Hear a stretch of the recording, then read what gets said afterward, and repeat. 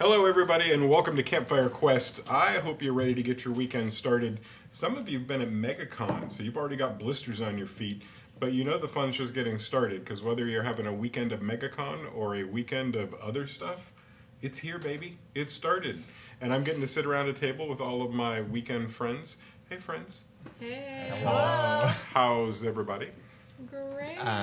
Pretty good. Alive. Alive? Still living. Right? That's important. Above Yes. the ground and breathing is one of my favorite answers out there. What do you got? What do you got going on after we finish our fun today? What's the rest of your weekend looking like?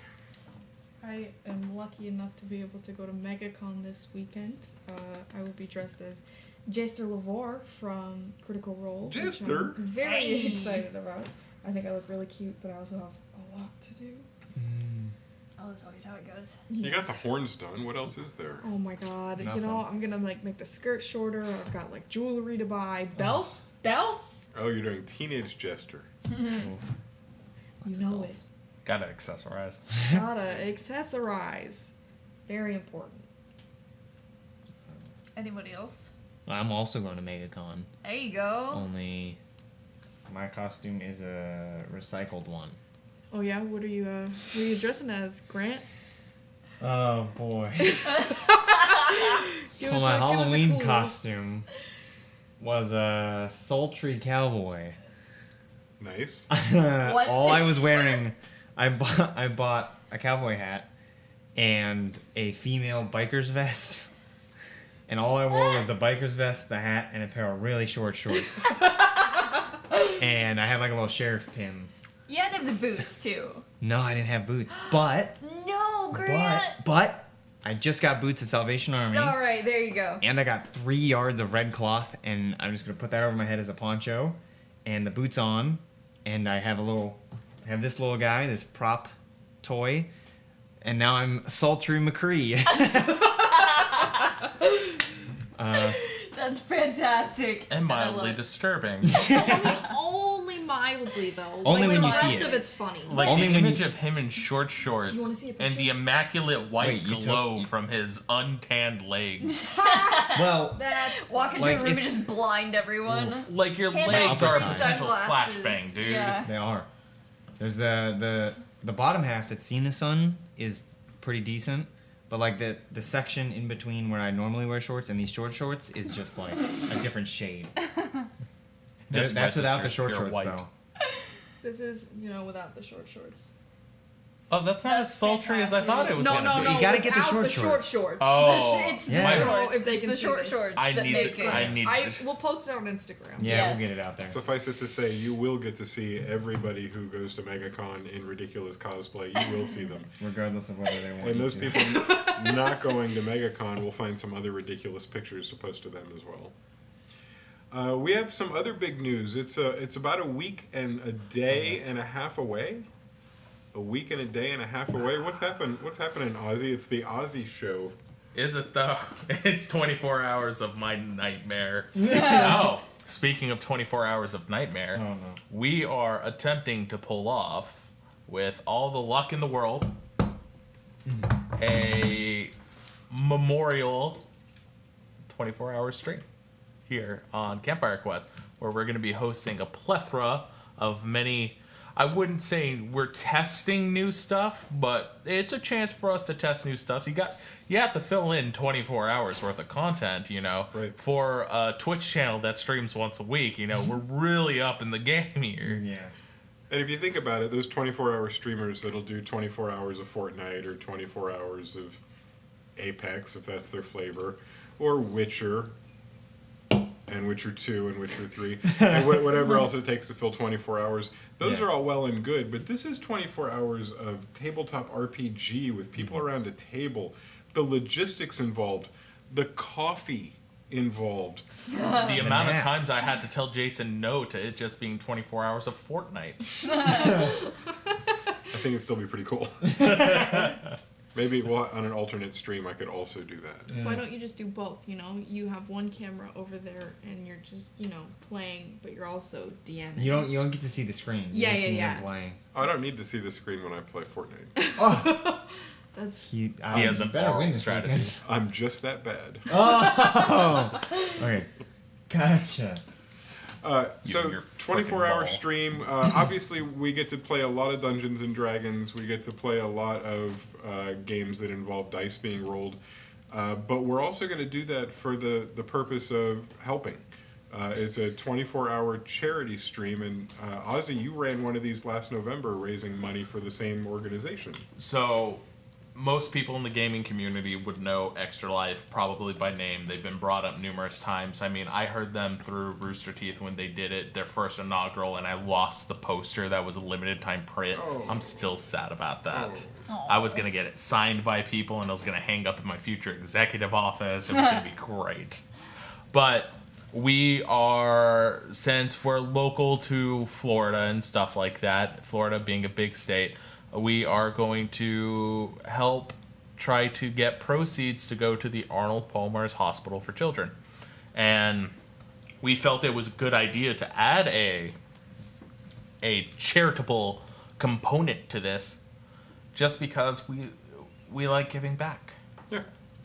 If we have a platform to raise $2 for them or $2,000, you know, it is our moral obligation to do so, and we are definitely great people for doing it. Yep. And if it happens to be $2 million, then so be it. We're not setting a cap on how much you can help. But we'll talk more about you giving to others next week.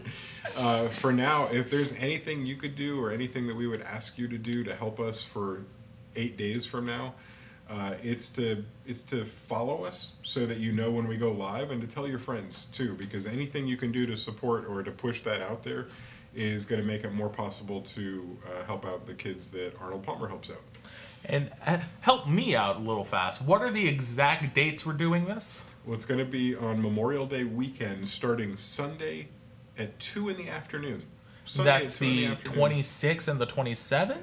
I would have to look at a calendar. I'm guessing you are. I Yeah, was hoping yeah. you were. Memorial Day. 26th and the 27th. Yeah. Good. Memorial Day is the 27th. Gotcha. So, starting on the Eastern Standard Time, Florida time, Orlando, Mickey Mouse time. I said it. Tried to stop myself. Tried to stop myself, but I said it. Dude, the mouse is coming for us now. Yeah, we're done. Well, They need to understand that I'm all about one mouse world order, and that if as soon as we get a universal mouse time, everything's going to be better. So mouse o'clock. We'll see. I'm looking for UMC. Universal mouse clock. Yeah. So 2 p.m. UMC on Sunday. And if it's a 24-hour stream, that means we're going to have to produce and deliver content to you for 24 whole hours. So we don't get to stop that until the following day at 2 p.m. I mean, some of the people we get to bring on as guests get to stop. Yeah. But The guests will come and go. And we'll even have some Dungeons and Dragons related shows come on that are not so much about us playing the game, but about how the game gets put together. Yeah. All of that fun, and all of us really just losing our crap at about 3 in the morning will be happening about 8 or 9 days from now. So tell your friends, tell your family, tune in, laugh at us, help children, and make the world a better place. Sounds like a great plan. Is that cool? hell yeah. we're putting ourselves in harm's way for the kids. Always. for the Basically- kids. We're heroes. I'm kind of like You're an like Iron Man. a superhero at this case because Yeah. you're like older than us and you're still doing a 24-hour stream. Right. Like, people need to really put in that type of credit. Right. Because if Normally- you don't get your porridge by 9 p.m. and you're tucked in bed, like, If your prune juice I've doesn't get seen the rage tweets that have to get deleted. He's pretty true. good. He's pretty good. 9:30. You know. Is he that doesn't if drink you his give him prune some warm milk? juice Yeah, by you have 8 to make p.m. If he has an Over upset 30 years tummy. old, we can only do 12-hour marathons. We need our sleep. We need to sleep at least 12 hours. Over 32, how could he even be alive? Well, just barely, folks. All right, well, let's go ahead and roll the intro, and when we get back, we'll start our tabletop Yeah. RPG game that we play together. Roll the Yeah. intro. I see what you did there. Hey. That was really good. Intro. Oh, we'll be doing that from now on. Oh, yeah. We're definitely That just rolling some happened. intros. Roll the intro.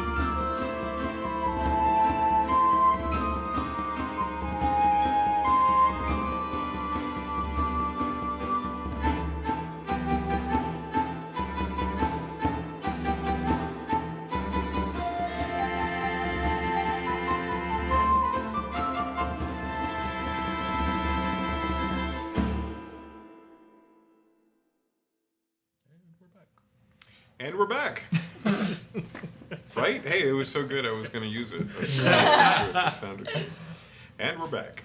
And not only are we back here in the studio, we're also back in the icy fantasy north. We're around the polar region. Well, you know, some would say that we're in the polar north.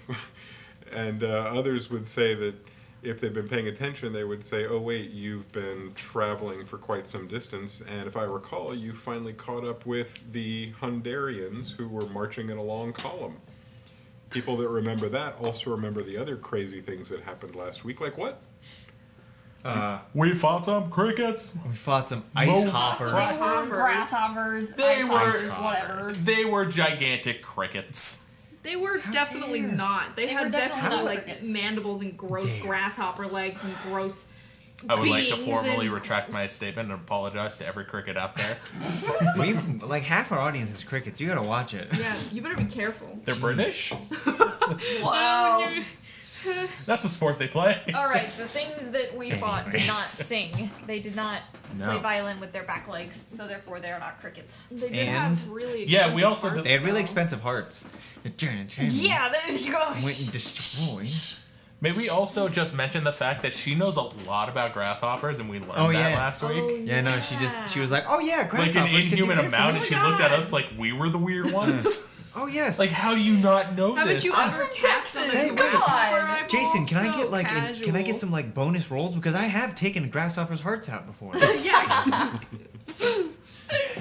They Gross. don't actually have hearts. They have an open circulatory system, but like, it's besides Case in point. Case in point. beside the point. Exactly the point. Hi, She's I'm literally Joe. the I know bug a lot girl about from Pokemon. grasshoppers. Yep. It's gonna throw freaking Caterpie at me. And they also talked to the polar What's that, the bears. other Oh yeah, they tried. Talked to the polar bears, and the polar bears liked their job. They didn't want to Called move it. out. We called it. What? We called Polar it. bears? It was They the liked polar their bears. jobs. It wasn't remember? exactly as. It was close. It was close, like yeah. This far away from exactly what Can we I said. ruin the magic for you? Yes. I told him ahead of time. We did it for you. I love you guys, but also you. Movie magic. To be honest, I can't see that working any other way. So Yeah. hearing about it ahead of time or after, it was happening that way. Yeah. I mean, that's just what polar bears do. Yeah. We've all seen Coca-Cola commercials. They're adorable, loving. And they definitely aren't the parents. deadliest bear on the planet. Exactly. They definitely don't eat Great people, parents. Or seals. right? Baby seals. Here's my thing, though. I completely misinterpreted what Speaks to Animals actually did. I didn't realize that it meant they understood me. I thought it was going to be like a two-way conversation. I was going to talk to, like, Barrington over there. Oh my god. No. So when the initial, I was really confused Yeah. on what was happening Yeah. until I finally put They two and don't- two together. They don't learn English. No. That'd be I could have But been common, speaking thank you. Barrington. Barrington? Is the first thing that like came to mind. Paddington, but Can you do better? Yeah. Bear speak. Fuck you. And now we're off the air. Thank you, FDSE. Wait, that's. Did we that'll- just? Might as well do shots of liquor. Right? We've already ruined might as everything. well just like point our middle fingers at the This is a camera. professional production, Jason. It's heroin. I'm new to this game. I You thought that completely we hold skipped on. over the code. I thought that we were gonna be classy. No, and that's just only smoke, like, associate cigarettes. level. It's only- The only time we'd be degenerous is if we did that. And I So mean, we're in, 24-hour like, live prime stream time. for the kids.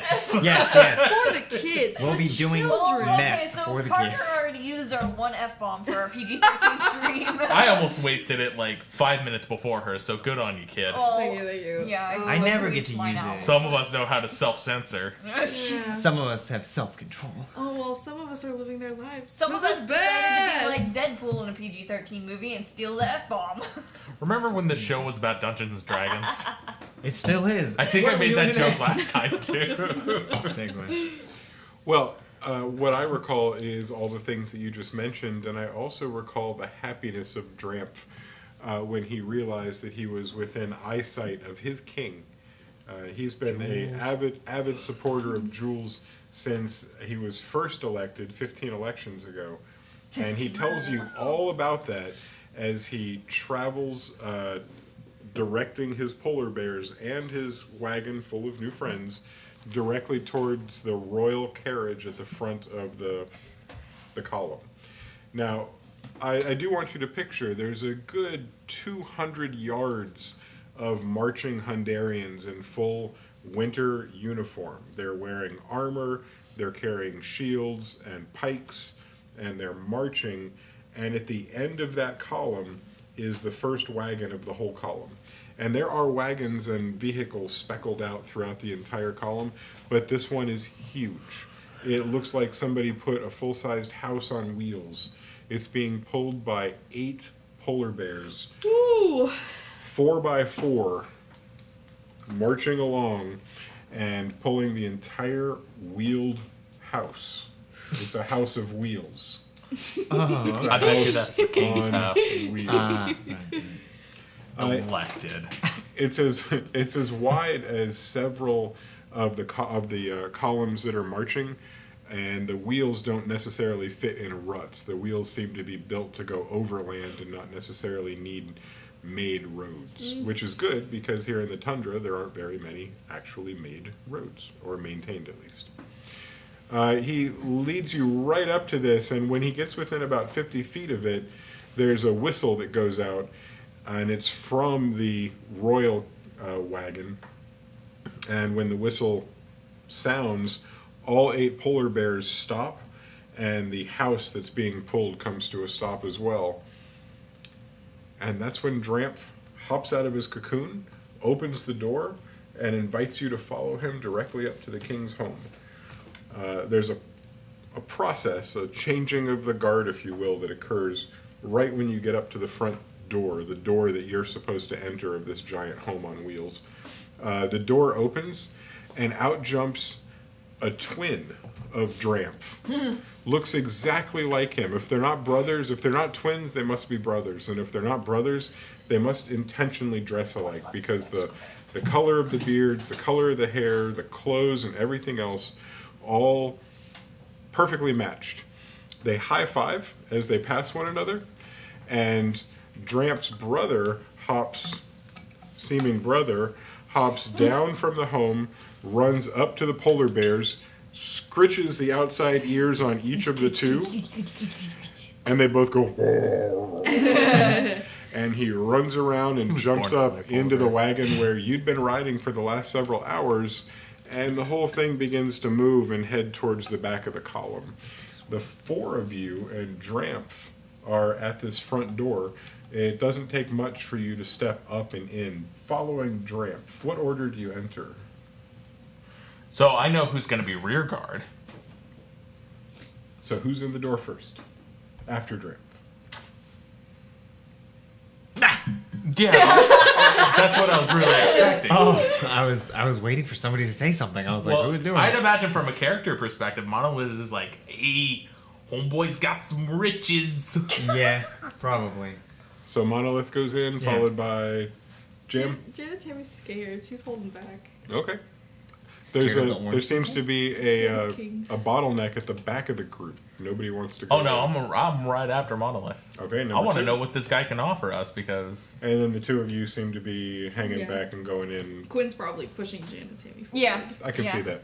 Quinn's just like, there's absolutely no way you can get a house this big without screwing at least a few people over. So as you enter the door, saying that, your voice echoes off of the interior, because what might normally seem like you know how on a ship every single foot is accounted for, every little space is important. Things are about to get nautical. Up If you're in a sea ship or a giant wagon like this that's meant to move important things, you'd expect the same thing. Cabinets, cubbies, storage, comfort items. You see like a hall, like a king's hall. And when you are entering through the front door, even though you're not walking in the direction, it's not, if the home were moving, you're not moving in the direction that it's moving. You're moving perpendicular to that, across from right to left, in what seems to be a Wizard of Oz style giant castle and a throne room that you're approaching. And yeah, they're at the end of this long hallway. It's as wide as the vehicle, which is pretty wide. There's a throne, and there's a very small man sitting on it. And from a distance, you can't tell who he is, but you are pretty quick to guess that this is the king, because there he is sitting on a throne. Is he a dwarf? He is. Okay. He's You a said dwarf. small person. I didn't know if that was like dwarf or gnome or. Halfling. You're at the back of the room, and for the back of the group that just came in. Mm-hmm. So it's only because of your husband that you would quickly be able to pick out a dwarf from a distance. You guys have great eyes, but you guys all see small person. You're able to tell clearly based on those the ratio and proportion of shoulder to head, for instance. That's a dwarf. Okay. What you guys notice instead of that is that there's this bizarre proportion. There seems to be a forced perspective almost that was built into the architecture of this. Clearly, there can't be 100 feet of hallway to walk down. This long red carpet can't stretch that far because the vehicle's only so wide. But it seems like it is, and he seems like he's at the end of it. And you guys start to walk. And I'll be damned if it doesn't seem like it's 200 steps before you reach the throne room. Or the throne itself, I'm sorry. Bigger on the inside. It does seem to be. Your steps, there's a number of things that could cause these odd sensations. It just seems like everything's off. But really, if you were adding footsteps and counting out distances, you're in a very weird building.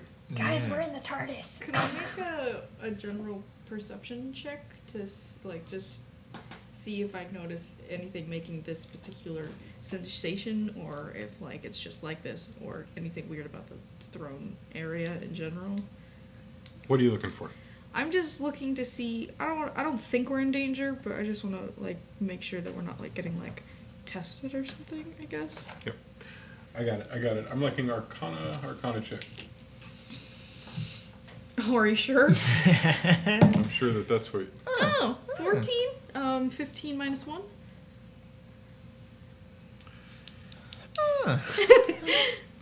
You're new to the magical world. You've felt the weave. You've interacted with it. You've plucked weapons out of nothing, out of moisture. So you're familiar with the way the weave feels. You do sense some magic here, but it's not the magic that you're used to using. You use a different class, and there's something going on here that's not completely natural. This isn't just a special effect achieved with paint and fabric. This is Magical. something else. Okay. That's a dark man. You didn't dig deep enough into your understanding of Arcana to know more than that. Okay, understood. Thank you very much. Absolutely. As you finally make your way after 200 or so steps up to this, it's a very large throne. Takes about 3 steps to get from the bottom to the seated part of it, and it's clearly built for a dwarf. This is the size of a dwarven throne. How tall would you say it is? The throne itself? About 8 feet tall. Bitchin'. Yep. The bottom 4 feet are just stairs to get up to the top part where the dwarf sits. So, He's question. made to tower above the other people in that room. Is it just I guess my question is it empty? Obviously, we described there's carpet, there's a very odd width to it. Are there any guards or anything? We see a small man at the very end of it. Are there guards? Is there anything else but what has been currently described? I'm getting this ready just in case. What's your passive perception? Because passive perception will probably get most of this. It's the top one for senses, passive. Oh my goodness, I am blind. Someone help me. It's on the left hand, second box down. Second. Passive wisdom. Aha! Perception 8. You'll want to roll for if you're now actively trying to perceive rather than just pick up. Yeah, That's wisdom. as Valandril was commenting on the fact that, you know, you gotta screw a couple people over to get something this fancy, he's also kind of looking around, scouting it out, because you never know if someone's gonna get halberd in the back. Right. This would be a great time to roll have for your proficiency actual in it. perception. It's going to be a Funko. perception roll. Very nice, very nice. But it's a 14. So yeah, that's still way better than an 8 for Yeah, one thing. absolutely is. And it's also, while it might not reveal things that are supposed to stay hidden from you, it certainly is enough for you to see all the things that are supposed to be out in the open. Flanking both sides of the red carpet are what appear to be columns. These columns, clearly not really stone, have the appearance of stone, and they have that Roman groove all the way around. So it's what looks to be an old Roman columns. They happen to be about every 10 feet, which there should only be 2 or 3. It's so weird that there's the 15 of them that there are on both sides. Behind those, there's a place for shadows, and there's a place for people to be. And that's where you start to see a person here or there. In total, 7 people. 2 of them are flanking the throne. The other 5 that you see are in the shadows of those columns. You don't get a good enough sense of who they are or what they're doing there. You can't even really tell what they're wearing, just that there's figures. Now, you do have full vision of the 2 people standing on either side of the throne. One of them is a human.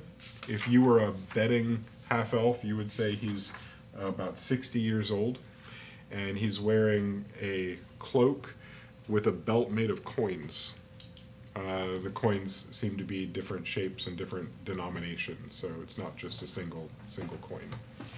Opposite him on the other side is you would say roughly a 50-year-old gnome. This gnome looks like the most battle-hardened, scabby, just scarred gnome you've ever seen. He carries a shield on his back that's as big as he is. It almost looks like when he walks it would drag the ground behind him. And on both of his hips he carries short swords that on him look like 2 holstered long swords. And both of them have long white beards, clearly indicating their age. And both of them have their hoods up on their cloaks. One cloak is red, the other is purple.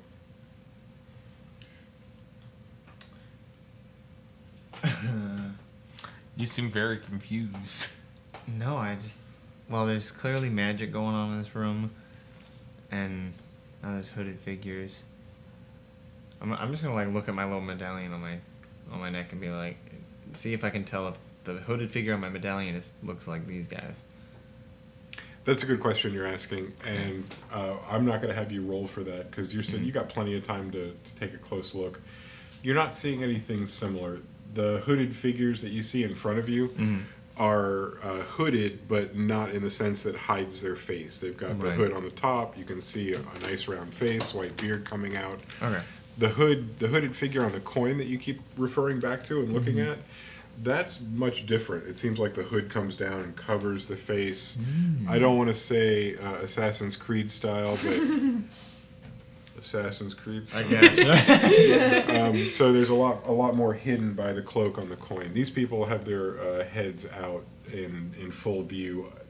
I don't know that you necessarily saw the 5 people that Valandril saw. Those people were off in the shadows, also wearing cloaks of various colors. Okay, right. Also hooded.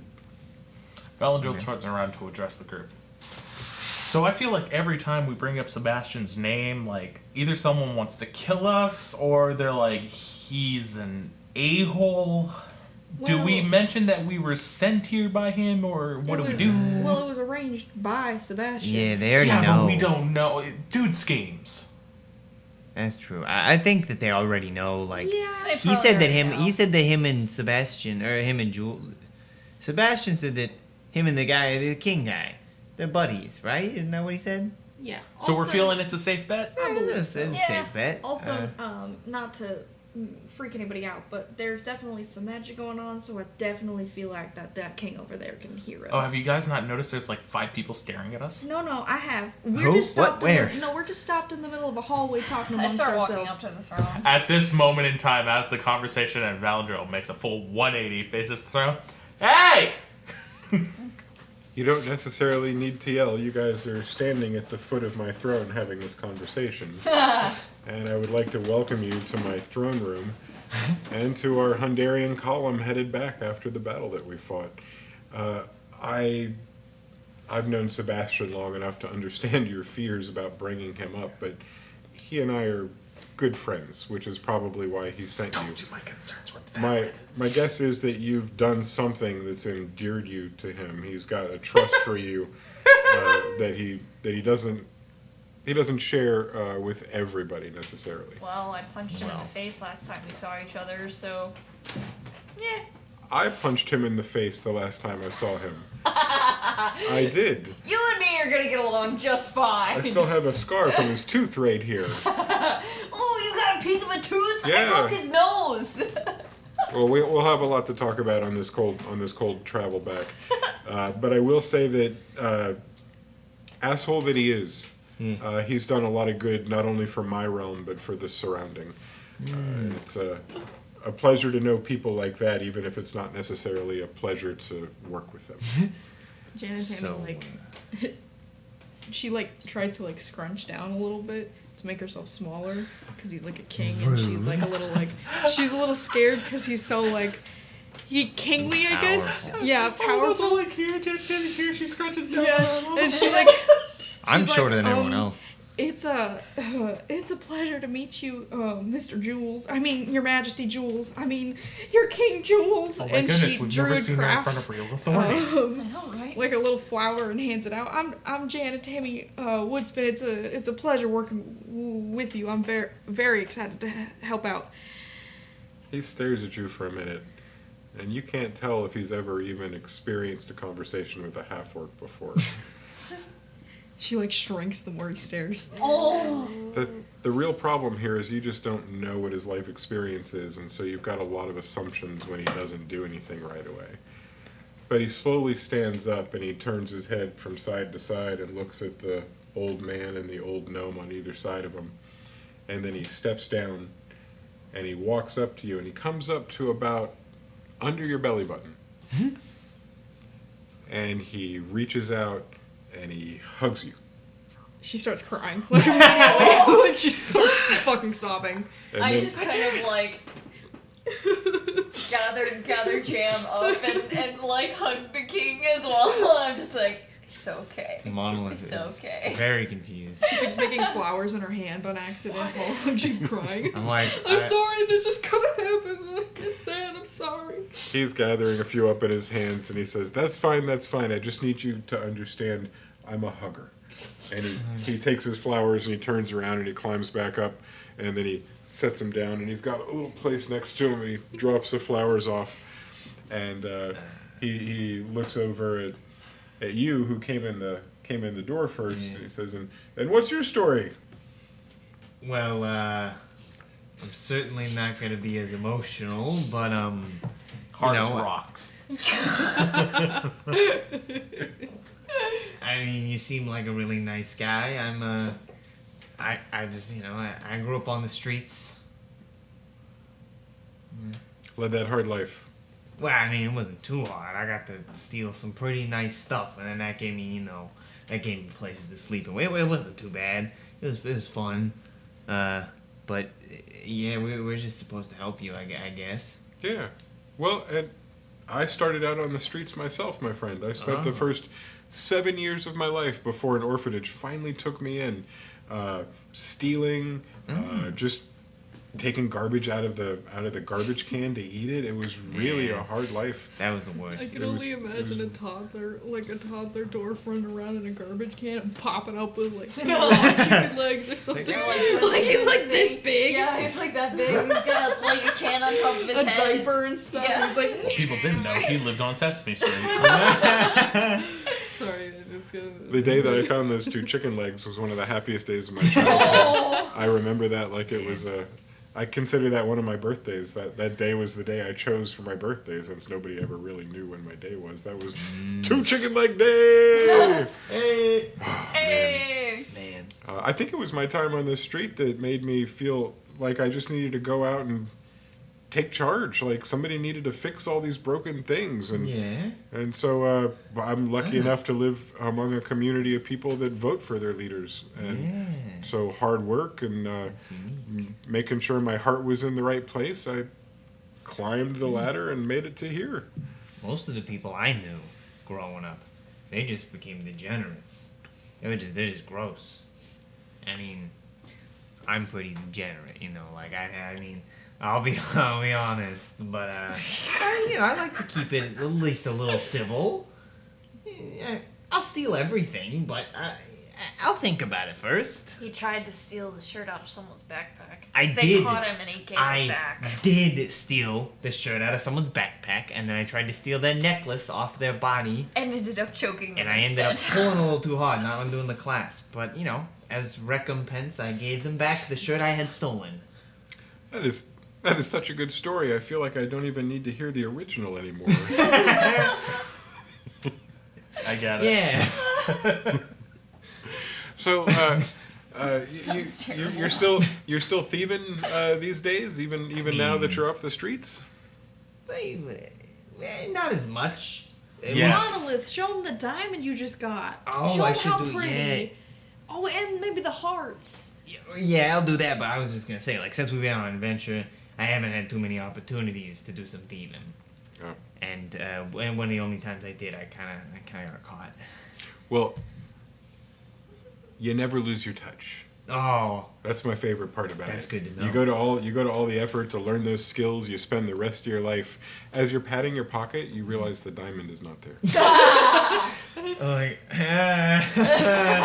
you got me. Right? While he was getting hugged, he had his hands in your pocket. That was a good one. Yeah, it comes in handy. He looks a little woozy. I like you. I like you a lot. Well, it's good that you guys have made your way here to me, and I know that this is without even understanding what rewards you might have. Sebastian has nothing to offer you, and I told him of my needs, but not of the rewards that I had. I'm not a rich king. I'm not as wealthy as a lot of the kings that you might know. While some kings might be able to offer you thousands in platinum, I'm limited to maybe a few hundred. The amount of money that I have to help hire people to protect me, it's not unlimited, and I have a lot of jobs I need doing, and I have a lot of money. It seems like a lot of money to me to pay out to get those jobs done. Are you guys interested in that kind of work? Maybe a different form of compensation. We can barter. We can strike a deal. What about lands and titles? Mr. How do you feel Wait. about polar bears? I love polar bears. Okay, hold on. I'm actually coming rather akin. Hold on. I want to make clear that I am not a part of this bartering thing. If he's trading in his gold, you give him whatever he wants. But I am not. I don't want no polar bears. I Hey, don't know what to Monolith. do with them. At what point did I mention you? I don't know. He just said he only has a few hundred. I was making sure that it wasn't for the whole group. You want the money, but you know what? I'm kind of liking it up here. So what Yeah, about you lands want and titles? Mr. Jules, I was kind of hoping to ask for a favor once we get you to the location in which we're supposed to drop you off. See, I'm trying to get to the mainland, not on wherever the hell we are. Cold. It's very cold, Mr. Jules. I was hoping just if I could possibly get any sort of transportation back, that would be most helpful. But I understand if you can't, and I can always find my own way. But you seem like a pretty powerful guy, and I'm just trying to get some help here. I can help. I can help with coins. Yeah. I can help with lands and titles. Yeah. Oh. And polar bears. I can help Wait, with he gets favors outside of my kingdom, if helping you travel somewhere, needing transportation, needing the funds to travel. I can help with that. But I need you to understand the problems that I'm having. They require a certain finesse. They require some thoughtful adventurers, not just brave, not just strong, but the kind that understand the subtleties that a king might have to deal with. My biggest fear right now... Assassination. He looks around the room before he starts talking. Clearly, he was taking a account of which individuals were in the shadows. He knows who his right and his left-hand people are, but he was not aware of who was in the shadows. You're absolutely right, my half-elf friend. Oh. Assassination. Okay. Assassination. Every single king plot, any storybook I've ever read, it's always assassination. Well, I've read a lot of books in my day. As soon as I got to the orphanage and learned to read, I read every book there was. And as a king, it's a lot different than it is in the books that you read. Someone's trying to kill you, you're telling us to stop them. All I need to know. Oh, yeah. I just mean when you're the one who's going to die, it feels so much different. It's not the same as when you read it. I don't want to die. It's not a story. It's real life. Right. And then after it's over, it becomes a story. It's like reading a book about somebody going to prison and then actually going to prison because you stole the book about somebody going to prison. It's a very different experience. All right. That's a very meta comment. That's deep. I mean, That's, Who exactly that's is trying to kill you? thinking about the thinking. I'm impressed. I mean, I just stole the book and then I got put in prison. Inquire and more. that's- Make your wish of the genie. Yeah. What? She's getting to go home. He's getting money. I'm getting lands and title. What do you want? Ask now. I think there's plenty of time to ask later. Courage, a heart. Thank you. What was the other one? A brain. Titles and deeds. That was it. Courage, a heart. Here's some land. Just what I wanted. You can get courageous with land. That's true. You can sell it out. You can like sublease. I'm building real estate up here, man. Oh, okay. That's the Invest in it, ultimate yeah. end goal. There you go. People don't know is that Val and Jules secretly a really good entrepreneur. Mmm. I mean, to be fair. Well, I haven't seen his entrepreneurial abilities. Is that his backstory? How many shops have we Quinn. not tried to steal from? Oh, that's fair. What were your wishes? I didn't want to cut you out of the conversation. I figured we'd talk compensation later, but it helps me get to know who you are to find out what your motivations are. Oh, maybe I should have. I'd like a favor to be called upon later. Ooh, a credit favor, like a TBA. Mm-hmm. Oh, those are powerful. What's So the I need to put limits on TBAs because I'm a very honest person and I don't want there to be a misunderstanding. I can't kill somebody for you. I wouldn't ask you to. If I wanted someone dead, I'd kill him myself. Okay, that's a load off. That's a load off. I can't ruin an innocent person's life. That's another problem I have. Oh no, if I want an innocent person's life ruined, I'll be Do doing it the yourself. ruining. Oh. Okay, as long as I can help you without hurting others, I want to do it. Of course. Okay. And what's your name, my half-elf friend? Valendril Marenko. Hello. Marenko. What's the derivation of that? Well, it actually comes from a pa who was human. He was the human half of the whole half alphabet. Mm-hmm. My mother decided to take his name just because. She was battle-hardened warrior. He was an artist.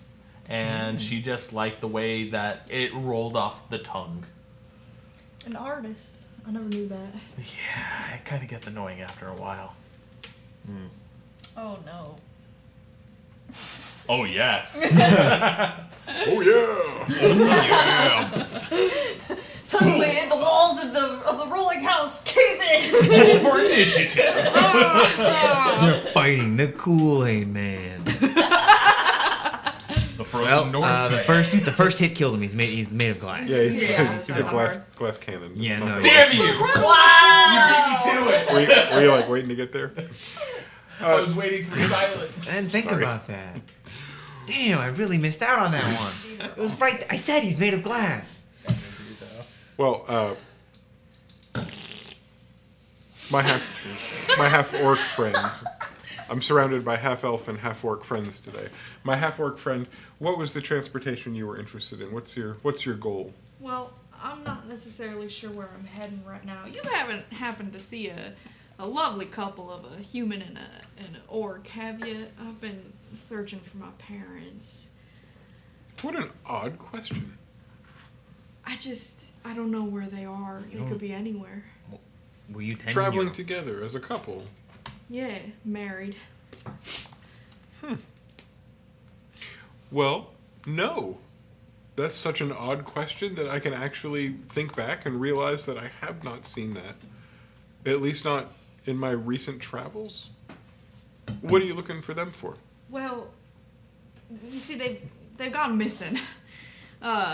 Did they? Yeah, I woke up. Do you suspect foul play? Well, no, well, I'm not necessarily sure. I'm trying to keep an optimistic outlook on everything. They just kind of, one time I woke up and I started doing my chores and I realized that I was alone. No. Yeah, I'm not really sure where they could have gone, so I've been looking everywhere. It's like they'd been parent napped right out from under you. That's a very good word for it. Honestly, I think that They each have half a picture of their daughter. I'm a little concerned. Their room was a little everywhere when I looked in there. Oh, like it'd been turned over? Yeah, but I'm sure they're fine. So I'm just trying to get back to the mainland. There are a couple of places I'd like to check, but I'm not sure which direction to go as of right now. Well, once we get to know each other just a little bit better and you make sure that I live long enough, I'll be able to help you with some of that. I've got some specialists I could probably put on the trail of those parents of yours. Wow, I would highly appreciate it. And Sir Jules, Mr. Majesty Jules, the People's King, sir.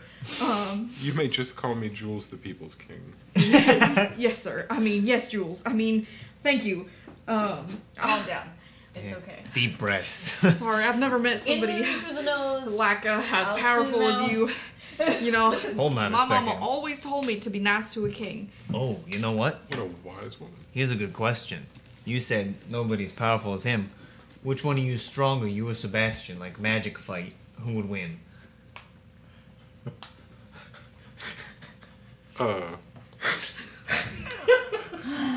My head and when That's an interesting question. Well, his style of magic is hard to counter, but I would have to say me because I have a whole army. You know what? I can agree with that. I feel like he's probably a Obviously, little he had the more. army, but I meant like a one-on-one. Me and my army. Oh my goodness. Yeah, like obviously you don't want an army on his side. Am I able So to have all of my assassination plot. equipment? Yeah, of course you can have your Anyone? equipment. Just me? Yeah, assassination plot? Something about... We, Why we, not? Hold on, this first, guys. we please. can no, worry no, about no, the no, rod no. measuring contest later. No, I just want to Later. know. I want to know. Details later.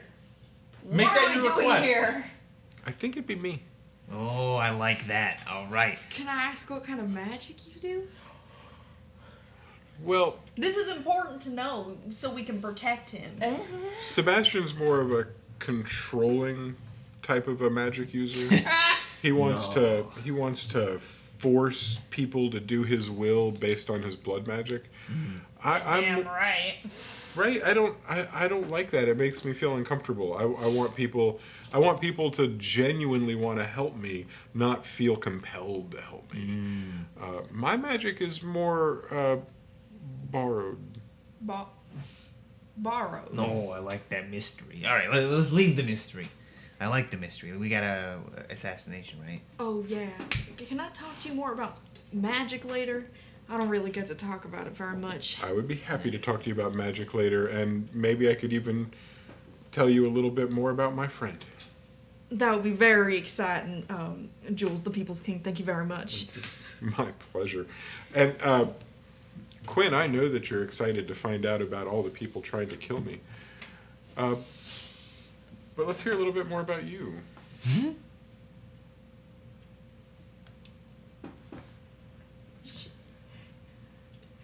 She doesn't Don't talk look at me. much. She's not necessarily the Sharon kind. Clearly. Do you have liquor? Of course. What's your color? Clears, ambers, browns? You got Elvish whiskey? He reaches to a little pocket he has on the side, and he pulls out a bottle. This is such a cool bottle. It's like, it's round, but from the round? No, you said round. You're Did I? good. It's round. Oh my god. But at the top, there's the glass has more of a spiral neck that goes up that's and sick. up. And so he takes it and he begins to swirl it. And while he's swirling it, he reaches into his side with the other one. And he swirls and turns, and the centrifugal force carries it through the little tubes. And a shot and a half pour into the glass. Yes. And he swirls it back and he hands it to you. And he places it all the way back down there. And he says, "You might be a slugger, but that's a sipper. Do with it as you please." 3, 2, 1. Oh. Since he's a dwarf and he's a king and she likes him so far, she's gonna take his advice and not toss it back. So you take a sip. Take a sip, yes. Okay. You have a lot of experience as a drinker. You have had some of the finest liquors and some of the nastiest bathtub hooch. That whole spectrum is roughly the same, though. It contains only so much alcohol. Mm-hmm. It can only make you so drunk. Mm-hmm. This is not from that spectrum. The sip that you took slaps you in the face like a double would slap you in the face. Like right off the bat. I would even like to say that knowing you and getting the feeling of that double right away, that you would take another sip because you would do that with another double. And after your second sip, you've got that 4-shot glow. Yep. You're so comfortable, you would like to talk a little bit about your backstory. That's how warm and delicious that liquor was. Woo! I was way too sober for this earlier. Party girl Quinn. Sorority girl Quinn. I come by it legitimately. Both of my parents were a lot of fun to be around. You would have liked them. Why am I holding this in my bad hand? She switches the glass to her other hand. And her fingers kind of twitch a little bit. She's got a lot of damage in her inner joint and everything, and she tries to move them. They kind of like spasm a little. She's like, "Oh, well, I guess all the work I put into it didn't do as much as I had hoped." Was that a recent injury? That looks tough. Oh no. This is I've had this forever. I've been a soldier for a long time, and carrying a shield all the time and all that impact. Constantly, I won't say I had a habit of bashing people in the face with my shield, but I had a habit of bashing people in the face with my shield. I was gonna say it looked a little bit like shield arm, but it's so much healthier than others that I've seen. What do you do to make it as functional as yours is? Some of my soldiers have just basically something they drag along on the side of them, but you've still got function. But I see the scarring. I just pretend it's not broken. Mind over matter?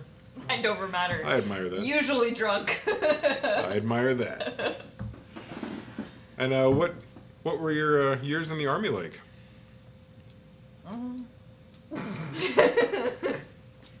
See a lot of battle? She's kind of gets this look on her face like, 1,000-yard stare? Maybe closer along the line of 2,000. Yeah, she's just kind of. Well, none of it was extremely traumatizing. I mean, I was the one doing most of the traumatizing, but it was the army. You know how it is. Shit, healthcare. Oh, for sure. Even our Hungarians complain about that, and I say we do them a pretty good solid when it comes to healthcare and retirement.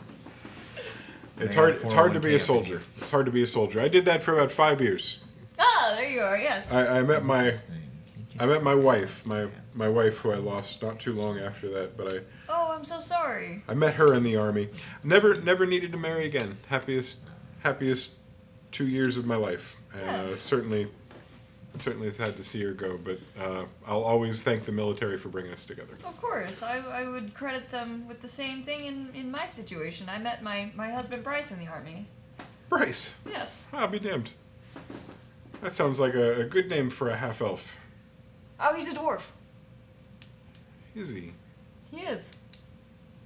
I haven't met a lot of dwarves named Bryce. That's a unique name for a dwarf. He Yeah. must be a forest dwarf? Hill dwarf? Mountain dwarf. From deep in the mountains. Oh. Really quiet, hard In worker, Hillville stays out of the dwarves. sunlight for the most part. And then I may have turned him into a monster. She takes another sip. How'd you manage that? They're usually such calm dwarves. He chuckles.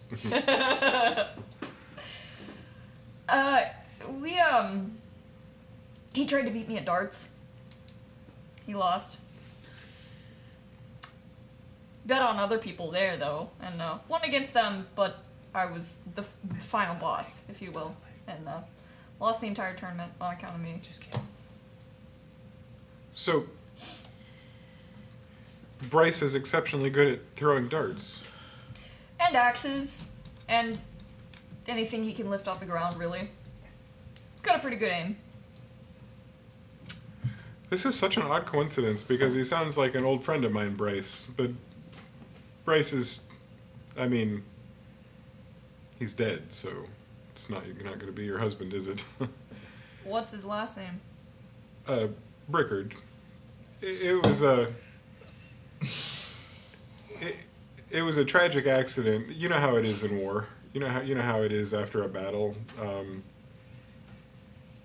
I just know that I watched him drop 12 enemies in about 12 seconds with his. He's good with daggers, darts, axes. He can throw anything. Deadly as anybody I'd ever want to fight against. Coin goes really quiet and kind of looks at him like suspiciously, like, when did this happen? Gosh, I was in the military. I hadn't been president, so 15 years. 10 or 12 years ago? She like blinks and she's like, wait a minute, am I too drunk for this math? Like, what's happening right now? She starts counting back. Maybe 15?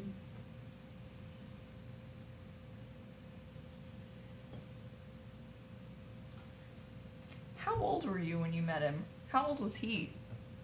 Oh, young man. 18, 19? He died when he was 20. He died when he was 20. He was on the funeral pyre, and that was one of the saddest pyres I ever lit. Are you learning something about your husband? No, we met later. Right, but he's dead. So the person that I'm He was a ghost the whole time. Either stolen name. Stolen yeah, identity, or- What is this? I'm Well- not talking in character. Oh, sorry. Yeah. Then I won't ask you in character what it is. Well, I'm sorry to hear about that. Well, to fallen friends. Cheers. I'm sure we've all seen our fair share. Cheers. And she keeps the information that she has to herself. Honey, funny thing. So you're either the victim of identity fraud or you're committing it. Yeah. Because I just met a king who knew somebody with your name. Who's dead? Well, should I say our name? Oh. She does not tell him her surname. Okay. Or her last Should I check our FICO score? I'm gonna check your Facebook if it was created. So actually, 5 since years identity ago. theft is a bitch, don't ever get your identity stolen. Yeah. True. The more you know. Yep. I was planning on it. I wanted my identity stolen, but you've changed my mind. And truth be Not told, no joking. one wanted to be Grant anyways. Yeah, who'd want to be a ginger? Okay, they steal my identity. They don't steal my hair color. I mean, they gotta be clean somehow. They just gotta take my name, which is the name of a large accounting firm. Taxes and accounting. Owned by Grant Thornton.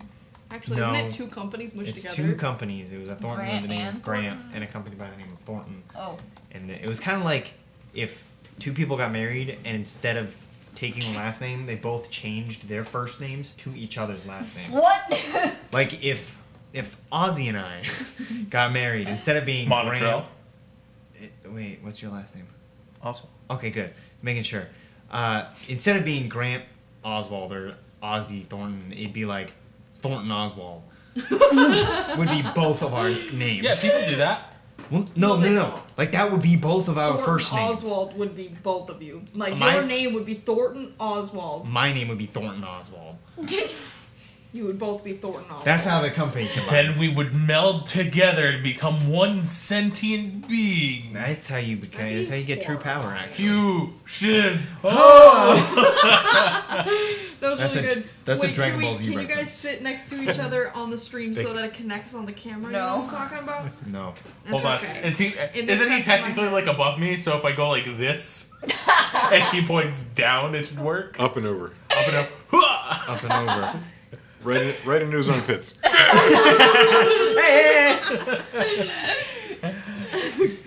We were preventing an assassination, right? Oh, right. I'm about to punch you, Grant. Anyways. Work with me, not against Wasn't it the other? Wait, wasn't it diagonal? I'm on the bottom. Oh, I know this. Yeah, Wait. you gotta go to like your right, your upper right, because that's where I'm sitting. Yeah, boom. Yeah, right. Oh yeah, you got me. Yeah. Ouch. Ouch. I can see it. Well, and you can learn all about what we're doing right here on page 45 of the Player's Handbook. It's all clearly Dungeons and Dragons related. Oh, yeah. Yes. Well, Yes. Totally. that's fantastic. I'm using the untapped skill of telekinesis that Rangers secretly had, thanks to page 45. Very cool. Very cool. I'm using it to tickle Grant. Well, I will say that Drampf has felt very left out. All right, Grant's He's here the whole been here. time? Yeah, He was I behind stayed me. with completely us. forgot about him. So did mom. If you guys don't fully understand how Dramp feels about his king, he loves him. But He's like he in loves love with him. or like Like romantically? Is it like teenage girl with a Jonas Brothers poster in love, or Is it like long? Never mind. No, I was Or trying is to it get a joke, like it wasn't working. My brain wasn't connecting. Older girl who just figured out that the Jonas Brothers are reuniting. Oh my god. and it's kind of nostalgic. Like, oh, No. I would have sold my left kidney to hang out. With, Or is this like sniff Beaver a Jonas Fever? brother. It's like me having a picture of Bill Clinton on the wall back in the 90s. Okay? He loves this president. This is like everything he wanted for a Right. president. That's funny. He seems to care about the people. Maybe he doesn't make great choices, but I mean, they're not necessarily presidential style choices. I'm not making excuses for people. I'm just saying that's what it's like. He can Dramp play saxophone. loves right. That's what I'm looking for, and that's what Dramp's looking for. Yeah. So Dramp also, though, has mad respect for the office and for protocol, and he knows that he's not supposed to speak until you guys have been introduced. And he knows that Jules, the People's King, became the People's King by being somebody who enjoyed the people, and that's why he had to spend time finding out who you are. So it's finally his turn. Dramp has been waiting, and he's so excited that he bustles between you, between your legs, pushing some of you out of the way. He's only at, like, your thighs, and he's just pushing his way through. Oh, I like sorry. sling an arm over him and pull him forward to help Whoa! him through. Okay. Careful. And he reaches in and he pulls out a bottle. It's nothing as fancy as what the king had pulled out a minute ago, but it's clearly something that Dramp was pretty pleased with. And you couldn't tell, you guys never saw him with this bottle, but if he is just now bringing it back to the king, if you were thinking about it, you'd surmise that he somehow got this from Sebastian or somebody at Sebastian's camp. And so he pulls the bottle out and he says, I brought something, King. I brought something to toast you with. I am just so excited to share this with you. And he pulls out a series of cups and he hands them around to everybody because he's prepared. Yeah, right? Thank you. He's very prepared. As skillfully prepared. And he pulls out the bottle, and the cork pops right off. And it looks like there was a wax seal, that maybe one of those had been dipped in, because when he pulls it off, the wax breaks off in his hand, and he's got this sealed bottle. And he begins pouring a little bit for everybody. I'm so fucking stupid. And so now everybody is holding their cup, and the king is taking a smell, and he says, "Oh, this smells great. This smells great." And Dramp starts going on because he's got this long list of important facts that he's learned about this beverage and where it came from. Did he pour the drinks in everybody's cup? Yep, I'm just gonna take a sip. that's rude. I'm I know. gonna pause for a second. I'm gonna be like, hold on, everybody. Hold on, just a second. Dramp, love you, great dude. Jules, great guy. But I mean, I hate to do it. I really hate to do this. Oh no. You don't. But like, we were just having a discussion about you trying to be assassinated, and now there's someone giving you a cup of alcohol. I'm not saying you're trying to do anything. You know, maybe somebody poisoned the alcohol and you didn't know about it. But I mean, come on. It's a coincidence. I'm just saying maybe we should probably be a little cautious. Yeah, like you got With, some you sort know, purify of. food This drink. this makes no sense. I have detect poison. I love my king. I would never. No, But I'm not saying you would do it. Ah, shit. I know. I can't even imagine what it would be like if I was the responsible person for. Oh, And that's why right, we're right. stopping you now. No, We're not and stopping- that's why we're I'm saying not- it's I'm you. today. I'm not saying I it's you. might be. Shut up. Somebody back at whoever gave this to you could have already prepared it in anticipation for you giving it to the Yeah, king. you're an absolutely lovely person. We just want to make sure that we're all safe here. Yeah, like I mean, you gotta understand that's pretty crazy. Well, make sure my king is safe. Do what you need to do. Oh, well, I can't do it. I can't even- I guess. It's too. I Anybody can't. want to chug it and see if you I die? hugged Dramp, and then I chug the shot that he pours for me. Oh, I'm straight up just Quinn. like, this is fine. Oh, that's okay. All right. Make a Anybody have, like, Constitution a- saving throw. Anybody have like? So you drink it, and what's your question? I'm asking the characters. I'm like, anybody have some sort of like poison detecting powder or like a maybe magic? You're very magical. Is there a magic for that? Yes, I use it to make sure that I don't die. Have you used it on this? Yes. When he poured it in the cup and I was holding it, I did my thing, and It's good. it's not coming up as poison. Oh. I believe that our Quinn had a slug of it. You're feeling okay? How's the booze? I'm pretty excited, Dramp. Yeah. But do you guys want to check anything else? Because I do appreciate your help, and I did call and ask for the help. Okay, we just want to make sure that, you know, Yeah, you that don't... was It'd be pretty suspicious. sucky if you died on our first night, you know? Right, like we would That'd be a little really blow it inconvenient, up, Mr. John. Jules, the People's King, like that. This is the kind of caution that I was hoping for. You guys are doing exactly the kind of things. You're thinking the way I want you to think. But if we're cool, I'm good. I feel... Tramp reaches up and fills your cup up No, again. no, I just. She sips the other cup that she has. She's not done with her elvish whiskey Oh, yet. no, no, She's there's just like-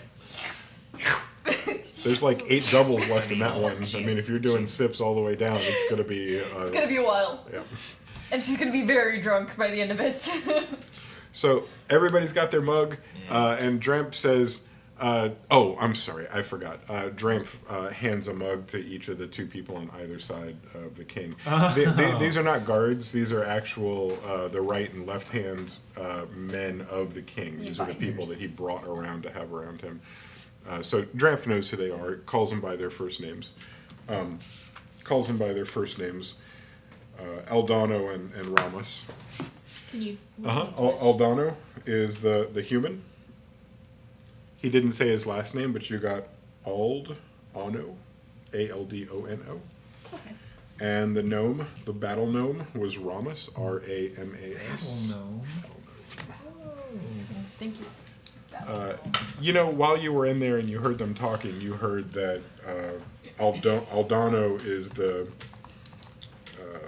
economic vice king, and that Ramos is the military vice king.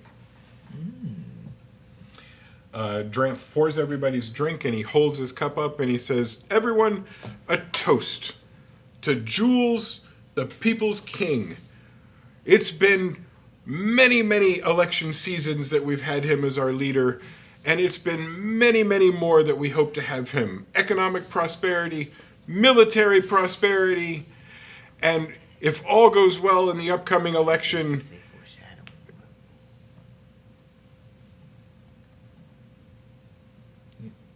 Yeah? Dram? He falls over, dead, with an axe Oh! buried in his back. And it seemed as if it was being aimed at the king because he had just turned to give that last little speech when it seemed to have caught him right along the spine. And he fell down without saying another word. Okay. I go to the king, like I fucking sit on him. Like I don't actually sit on him, but I use like my whole being to like, okay. Quinn like stands there for like a split second, and then she runs and like rips the axe out of Dramp's back and sprints towards the direction it came from. That's what I was doing. Yeah, very good. I mean, I wasn't ripping the axe out. That's gross. Let's do it this way, because we're not in initiative yet for 2 reasons, but I'm going to have you roll. You're running with the axe in the direction it came from. Yeah. What's your goal? To find whoever is over there. Roll for investigation. Okay. I'm doing the same thing. Roll for investigation. Okay. Either you can roll each and take the highest, or one of you can help the other by letting them roll with advantage. What's your modifier? For investigation? Yeah. You just roll. This is great. I have a -1. I have a +4. So Well, then you're getting 2 rolls. A+. Narratively, that fits. You were running down and you're following. Yeah. Yeah, and she's drunk. Narratively fits. We gotta role play this stuff. We gotta There you LARP. go. LARP. You have to actually take an axe to the back. It hurts. I can arrange that. No, I got hit by an arrow. Okay, dirty 20. Oh, beautiful. All right. Well, then, with that incredible roll, you saw something that you very, very possibly weren't going to see. And that is one of the columns, the furthest one from you, the one closest to the door where you entered. Instead of it just being a column, for a minute it's a column with a door that slams shut and then is hidden again. The column's as big around as maybe a person, and from what you could tell, there was a hidden door or panel on that column that somebody either just went into and closed the door, or the door just closed itself. You didn't see person. So I didn't see. Okay, I didn't see a person. I want to go up to it and see if I can open it back up. It's column on the right-hand side. I would say that with that investigation still in effect, it doesn't take long for you to get your fingernails into a seam, and a door opens. The column on the inside, it's like a very small closet, maybe an airline bathroom sized. Okay. You could fit in there. Anybody could fit in there, because right now it's completely empty. When you look up, it goes up into darkness, and when you look down, you're shocked to see the white ground going past. The polar bears clearly are moving. The house is going in a direction, and anybody that opened that door could have also easily been out and gone by now. Crap. That doesn't mean that you can't go down there. It just means you just discovered there's a 2-foot opening in the bottom of the column. Okay, I want to look down through the opening very cautiously, see if I can see any footprints that are going by, or see the shadow of someone running away, or any indication that someone dropped down and ran off. If there's not any, then I want to climb up and see where it goes. So this will be 2 different things. I would say the investigation is ended, and you're now looking for traces. You're looking for natural sign. Mm-hmm. So we're going to do a nature check to have you looking for either scuffs or recent footprints or anything like that. 17.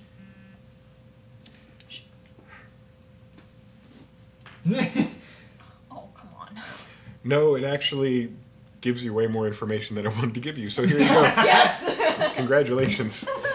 Maybe it's because the house isn't moving as fast as it seemed to be, but you're only about 3 feet behind the direction that you're moving away from. You see an area where it looks like somebody landed in the snow. There's like a superhero right there. And then there are footsteps that race off into a direction. It looks like it's running opposite the direction the entire column is moving. When you're looking underneath, this thing looks like 2 carriages side by side. Yeah. So it's a little different when you're looking, when you stick your head out of the hole, the whole perspective of everything changes for you. Yeah. And when you pull your head back up out of the hole, you're back in the TARDIS with all this extra room again. But there's this one little point that seems the same on both sides, and it's the hole that allows people to jump through the column and out. Okay, I'm gonna jump out and follow the tracks. Okay, then what we're going to do now is we're all going to roll initiative. Only one person's is going to be in effect for now, but the rest will come into effect later. Okay. Are you announcing that you see like where? Because I'm right with you. Yeah, I'll yell back. Actually, I'm like right next to you this whole time. you are right next to me, but I'm actually not gonna say anything. You're I'm just not gonna gonna say jump? anything to anybody. I'm just gonna go. No, there's Alright. there are shady things happening, and You don't Quinn doesn't trust like it. Monolith? Quinn doesn't like it. It's not that she doesn't trust Monolith. It's that right now she's got More a focused. she's single-minded. Yeah. She's got a one-track mind right now. Damn. Now I gotta. Am I gonna go up or am I gonna go down? This may not come into play, it's just kind of an in case. So Okay. 20 to 25. Ooh. Hey. I have to count because I'm illiterate. Dirty 20. 23. 23. There you go. Okay. Nice. That was very difficult. Let's see, 10 to 15. 15. Oh. 14. Look, it's also close. We get to go first. Every time. Maybe. Maybe. What if the other guy rolled a nat 20? Well. Well, I mean, I have more than a 20. Yeah, but it's a nat 20, so they automatically go first. Do you get nat 20s on things like that? Yeah. I thought initiative didn't count. Well, it's a. Just a 20 plus. It doesn't do anything for you magical. Okay. It just gives you a number. You add your dex to it, and then that becomes a fixed number. Okay. It's not magic. Sorry. Unless I miss something. All right, and then we have.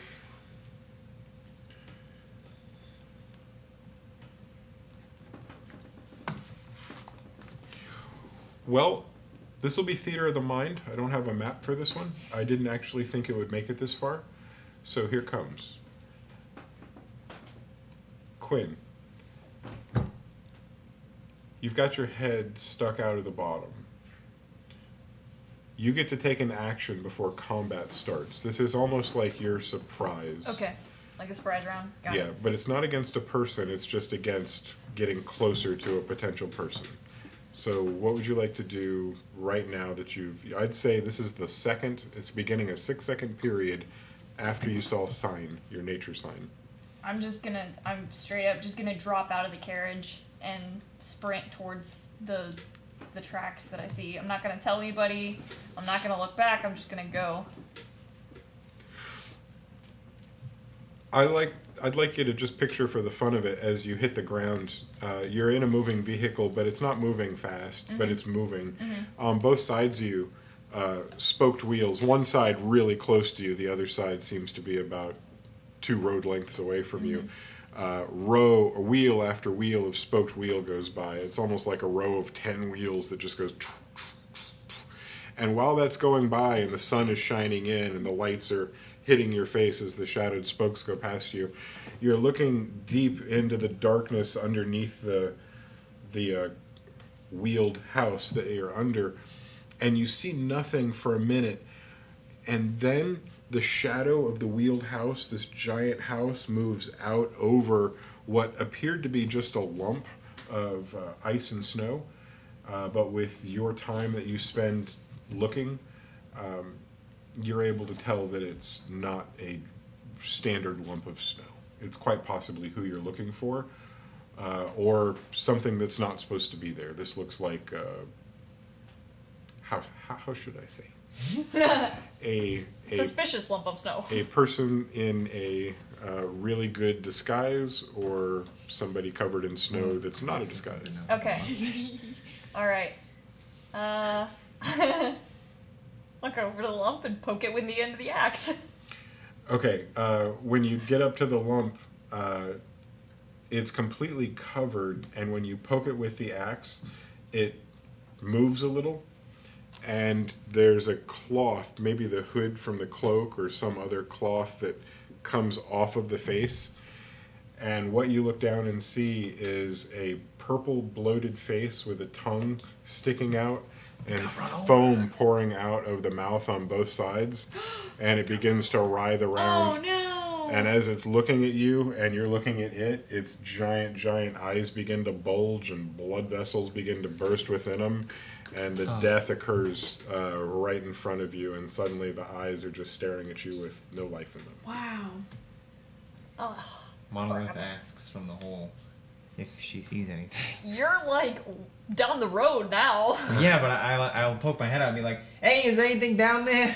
I haul him up by the collar. What am I looking at? Like, is it, what race is it? You know, what do they look like?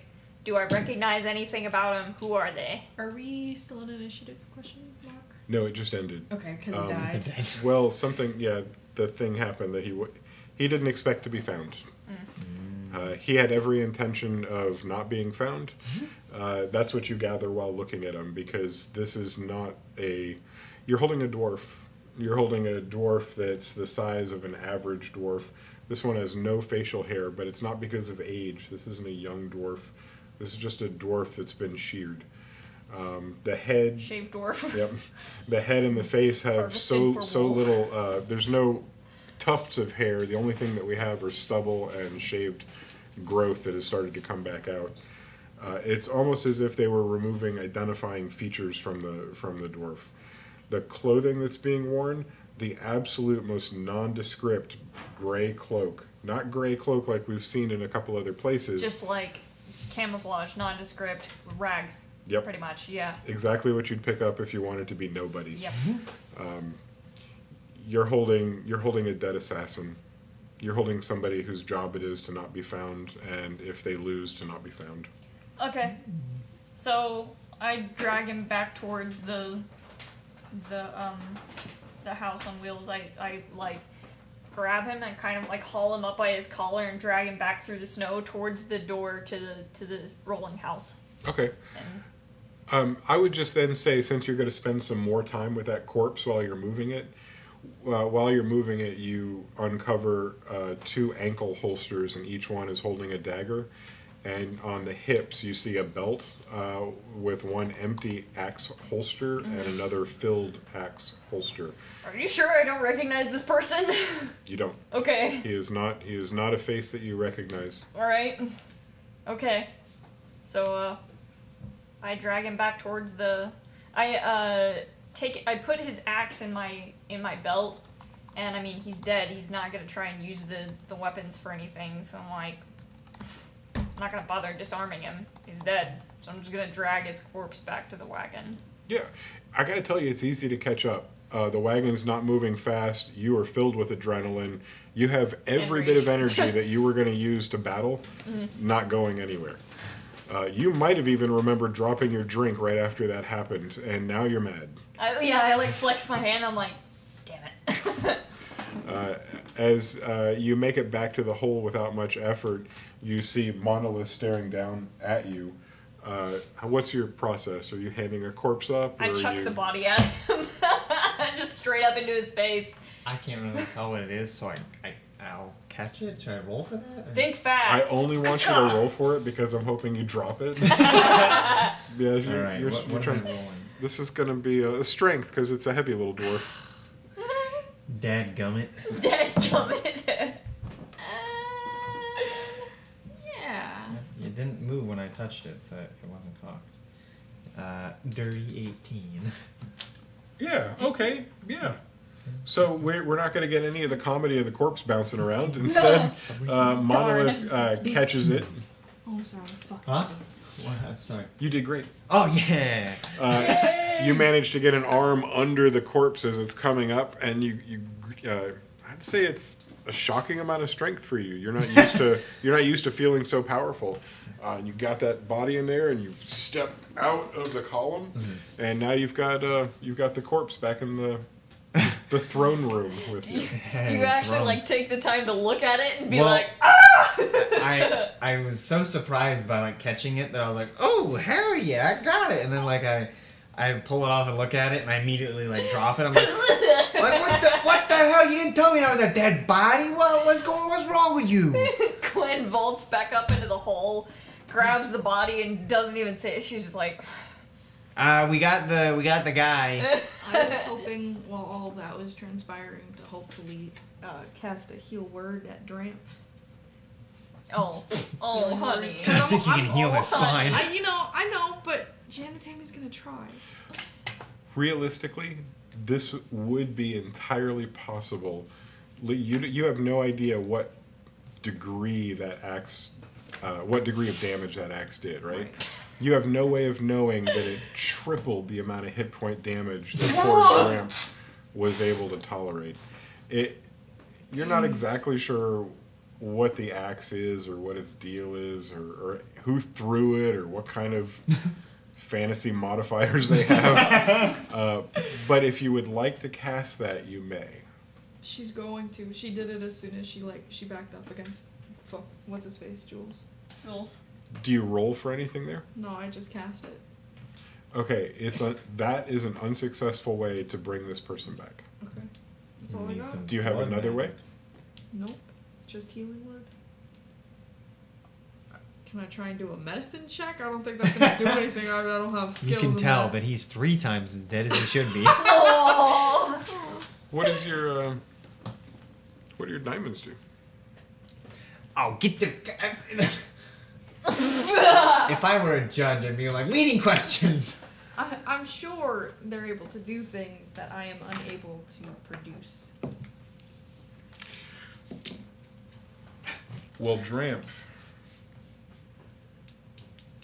passes slowly past the Raven Queen, Use your dice. and his soul What am I gonna do? enters the dark oblivion, the timeless oblivion, where souls go when they're done spending their time in this world. And his king is there with him as it happens. And his king is there kneeling over Dramp, not as a king leaning over leaning over and tending to one of his subjects, but as somebody who acknowledges that a supporter and somebody who cares about them is passing. Dramp dies, and the king is visibly shaken. Those of you that are still there, and this is while Valandril is watching everything unfold, you see the number of people that you saw before in the shadows triple. Somebody somewhere put out the alarm, and there are now a substantial number of what you take to be guards standing, and they're not relegated to the shadows any longer. They've stepped out, standing on either side of each of the columns, lining that long red carpet that you guys walked along, and definitely protecting the king in a way that they hadn't been before. The king takes no notice of this as he's focused on Dramp. Before long, some people come and begin to tend to the corpse, wrap it in a certain way, and the entire home comes to a stop, and the door that you entered in opens, and some medical personnel come and take Dramp out. And one wizard in particular spends an extra 3 or 4 minutes over the dead assassin. And the corpse is they try to bring it back to life, and they're unable. And then the wizard that's tending to the corpse casts Speak with the Dead. And you guys are listening to the conversation take place.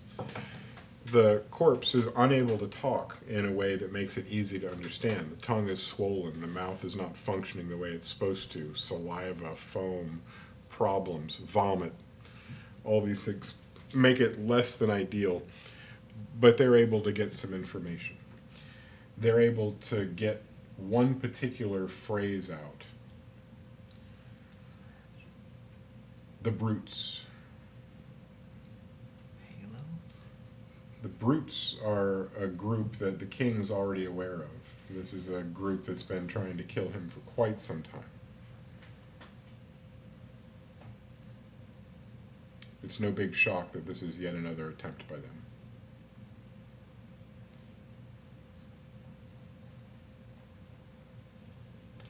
And while that spell comes to its conclusion, we're going to go on a biology break.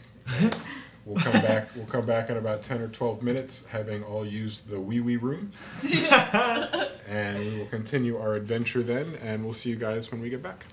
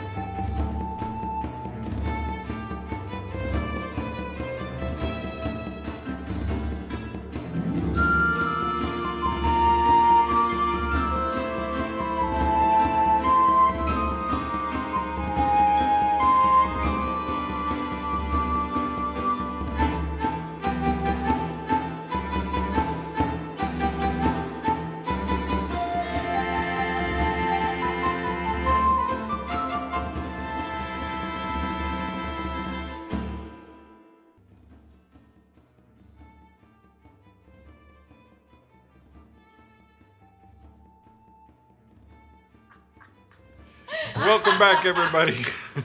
And I'm so glad that you stuck around after that entire break for us, because had you left, you would have missed out on us coming back and getting started with the second part of our show today, which could be filled with all kinds of surprises. We just won't know until it starts. Is everybody ready? I know we shed some tears for Dramp over the break. Oh yeah, we're supposed to be sad. I don't know. Yeah, it's okay. It's okay. Very sad. He would want you to be happy.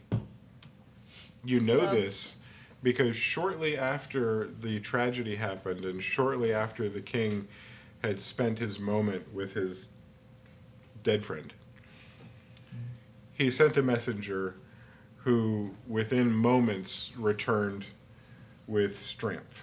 Not Stramp. Oh no. His name is Stramp and his brother's name is Dramp. His parents were not very creative. I love it. They're family names that have been passed down almost every single generation. So this particular family, I feel vindicated. Lots of amps. Lots Ramps. Yeah. they're from the Duhagen family. Oh. So the Dramps and the Stramps are almost every single generation of the Duhagen family. Wow. Yeah, it's just I the way. love it. It's just the way it goes. Stramp is heartbroken, and he is absolutely beside himself that his younger brother has passed. They were indeed twins. They were born on the same day, and his younger brother and he didn't spend a lot of time growing up. One of them spent a lot of time with one side of the family, while the other spent time with the other side of the family, and they accidentally met up with each other when they both joined the army years later. Parent. Imagine their surprise when they found each other in their version of basic training for the Hungarian army and realized that they were indeed brothers. Stramp recalls all of this to you in a choked up voice. It's clear that he's not going to be happy with what's happened to his brother until he's made sure that the people that were here with him when he passed are aware of the kind of person that he was. I put an arm around him and hand him a glass. It's probably got good Dramps liquor in it. He drinks it, and in that vein, the king has picked up the bottle that was dropped, not broken, but dropped, and did spill, but not emptied. And he did pick up several of the cups that hit the ground.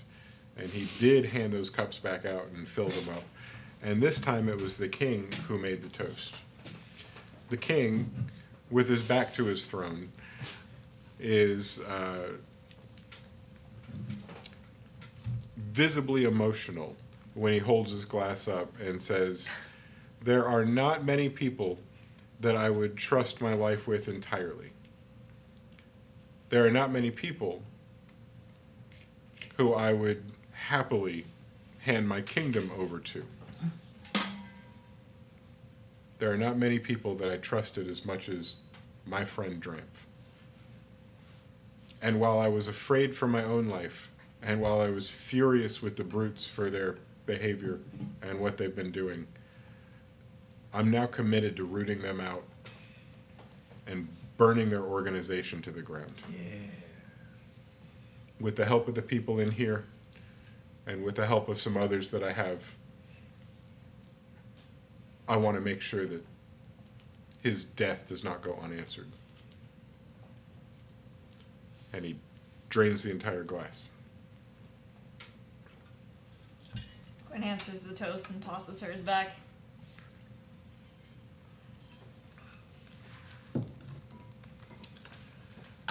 Stramph drains the glass that you handed him and the one that the king filled up. Alcohol is not making him feel better, but it is making him feel warmer, and it is galvanizing the hatred that's burning within him. The guards are standing just as they had since they arrived, the backup guards. The right and the left hand administrators that work with the king, moving close to the circle, and the group of you begin to discuss. The king goes into some detail, Jules does, and he explains that the brutes are a group of people that have been trying to wrest power from him legally over the last 5 elections, and that each time their group gets a little more support, but never quite enough to win the election. It turns out that King Jules is very popular, not only because he seems to be a good person and because he came up from the people, and he's one of them, but also because he never seems to forget where he came from. He's always there to make sure that the people with nothing have an opportunity to make something of themselves. Not a hand-me-out, just an opportunity. And a lot of people seem to take advantage of that. He gives you guys free rein to go and travel up and down the column. They're about 2 days before this column reaches home at their current speed. If they pick up speed a little bit, maybe they'll be there in a day and a half. 2 days, day and a half before you guys reach the kingdom. And in that time, Jules is hoping you can maybe locate some of these brutes that we have traveling with us. Obviously undercover, they might act politically out in public, but this kind of assassination attempt is something that happens without their brand on it, so to speak. But everybody knows who they are. Okay.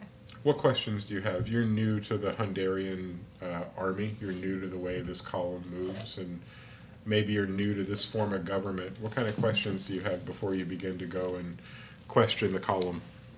Well, my first question, I guess, is have they tried outwardly doing something like this before, or is this the first attempt that's so brazen? They just threw a big, very big axe at you, and I feel like that's not very subtle. It's not, and had it struck, it would have been what they'd hoped for.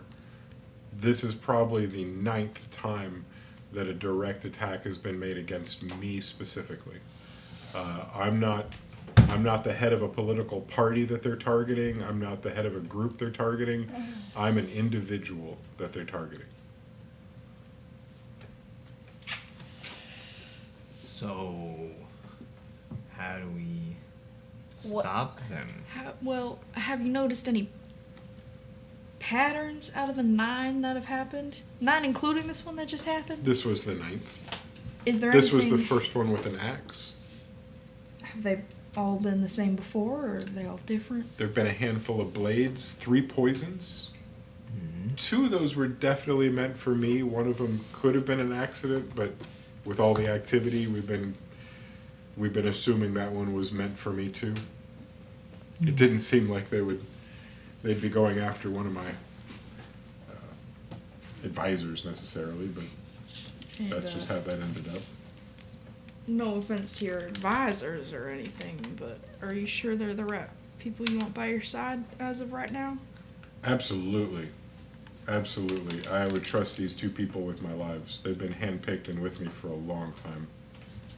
With your lives, implying you have more than one at this point. Coin's kind of muttering to herself in between drinks.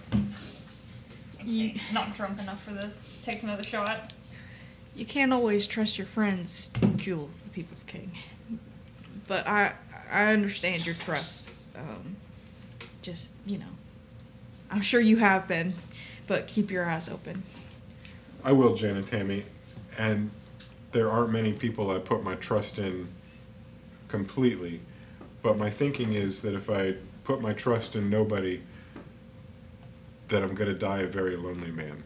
So I choose very carefully those who I trust. And I'm convinced that the two people I have closest to me are going to make sure that I stay safe. I highly respect that. Thank you. Coin is kind of tapping her fingers. She's thinking. And eventually she says, "So, given the lack of identifying features of these brutes, is there anything in common with all of them? Are they all dwarves? Are they dwarves, men, elves, half-elves, gnomes, anyone?" Our community is made up primarily of dwarves. There aren't a lot of communities that are focused on a single group of people. Ours was a holdover from the old days before the cataclysm. Who? Originally, we... Did we do that? Oh, the upheaval. I'm sorry. It's called the upheaval. Okay. I didn't mean the cataclysm. A lot of different things happening here. This was the upheaval, however. And since the upheaval, this was 800 years ago, a long time ago. Ancient history. Yeah. But before the upheaval... Okay. That's a good song, Jan and Tammy. You're like Hercules? Never mind, move on. I'm sorry, keep going. Okay. Thought that Started spouting Disney references to him. He's like, In any case, who you think you can? He's the earth and heaven to you. Copyright reasons. You should stop. Quinn pours herself another shot. none of us are drunk enough for this. No. Well, there's just a... What am I telling you? What's your next question? My question was, is there anything in common among all these? Like, do they have a similar appearance? I know that they take care to like shave any facial hair off or anything. Have you noticed anyone else in the column that does that? Do they just do it right before the assassination attempts, or do you notice people walking around like that some days? Or The brutes tend to be dwarvish. We're a dwarvish community, and while we've welcomed over the last few generations all the peoples to join us, it's the dwarves that own the most property, own the oldest houses, have the most control in our government. We dwarves are proud, but not so proud that we're not willing to allow others to bring their culture and their knowledge to our own and to add to it. That being said, non-dwarvish people in our community are usually of a lower class as far as political status goes. The dwarves usually hold more power, and while I'm a dwarf and I benefit from that, I'm a proponent for the people, and that means all the peoples. So not just the dwarves. To me, it's an affront to have a group that's pushing for dwarf rights at a time like this when there's enough for all of us. So, that being said, generally it's dwarves, generally it's from the older families, but that doesn't mean it has to be like that, because they have the money to hire whoever they want to send after me. Do you think that the people, they, excuse you. The only time this rings when it's on Do Not Disturb is if it's important. So I'm gonna... You should take Yeah. that. Yeah. King Jules contacts Valandril on his secret line. Valandril, I need your help. I have a special mission for you. I don't remember what I was saying. Older What were we just families, talking about? generally. Yeah, older families. And Yeah. people with Do you think money. that they're hiring outside of the brutes? Do you think they're hiring just people who need the money, or do you think that it's like all inside, like everybody who's in here is part of the brutes? That's a good question. Of the 9 attempts, we've only got 4 bodies. All of them seem to be people that are from within our community. They don't seem to be bringing outsiders in. And to be honest, I'm not sure how they could. Outsiders stick out like a sore thumb in our community. It's easy to spot somebody that's not normally here. I want to see if the corpse of the dwarf looked like he was healthy and well fed, or if he's on the skinnier side, and like malnourished a little bit. Cool. He's still there. His body's still there. It wasn't taken away yet, like Dramps had been. The Speak with the Dead spell has come to an end, and the corpse is now being prepared to carry. If you were to, you could either recall what you saw from before or take another look. In both cases, you get the information without rolling that you see a skinny and emaciated creature. It doesn't necessarily look like malnourishment from not being fed, but a fanatic that doesn't focus on self-care and food. You even see scarring on the back from self-flagellation. You recognize the wounds. Damn it. This is somebody who punishes themselves when they aren't successful with the jobs they're given.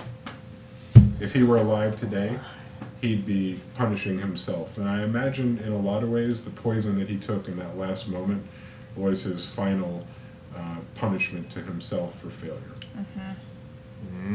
That's dark. Yep. Alright, so. Planet killing storms are behind us. It's getting real now. Who cares about 600 people dying when you got one that beats himself? Right? Poor guy. Yeah. Okay.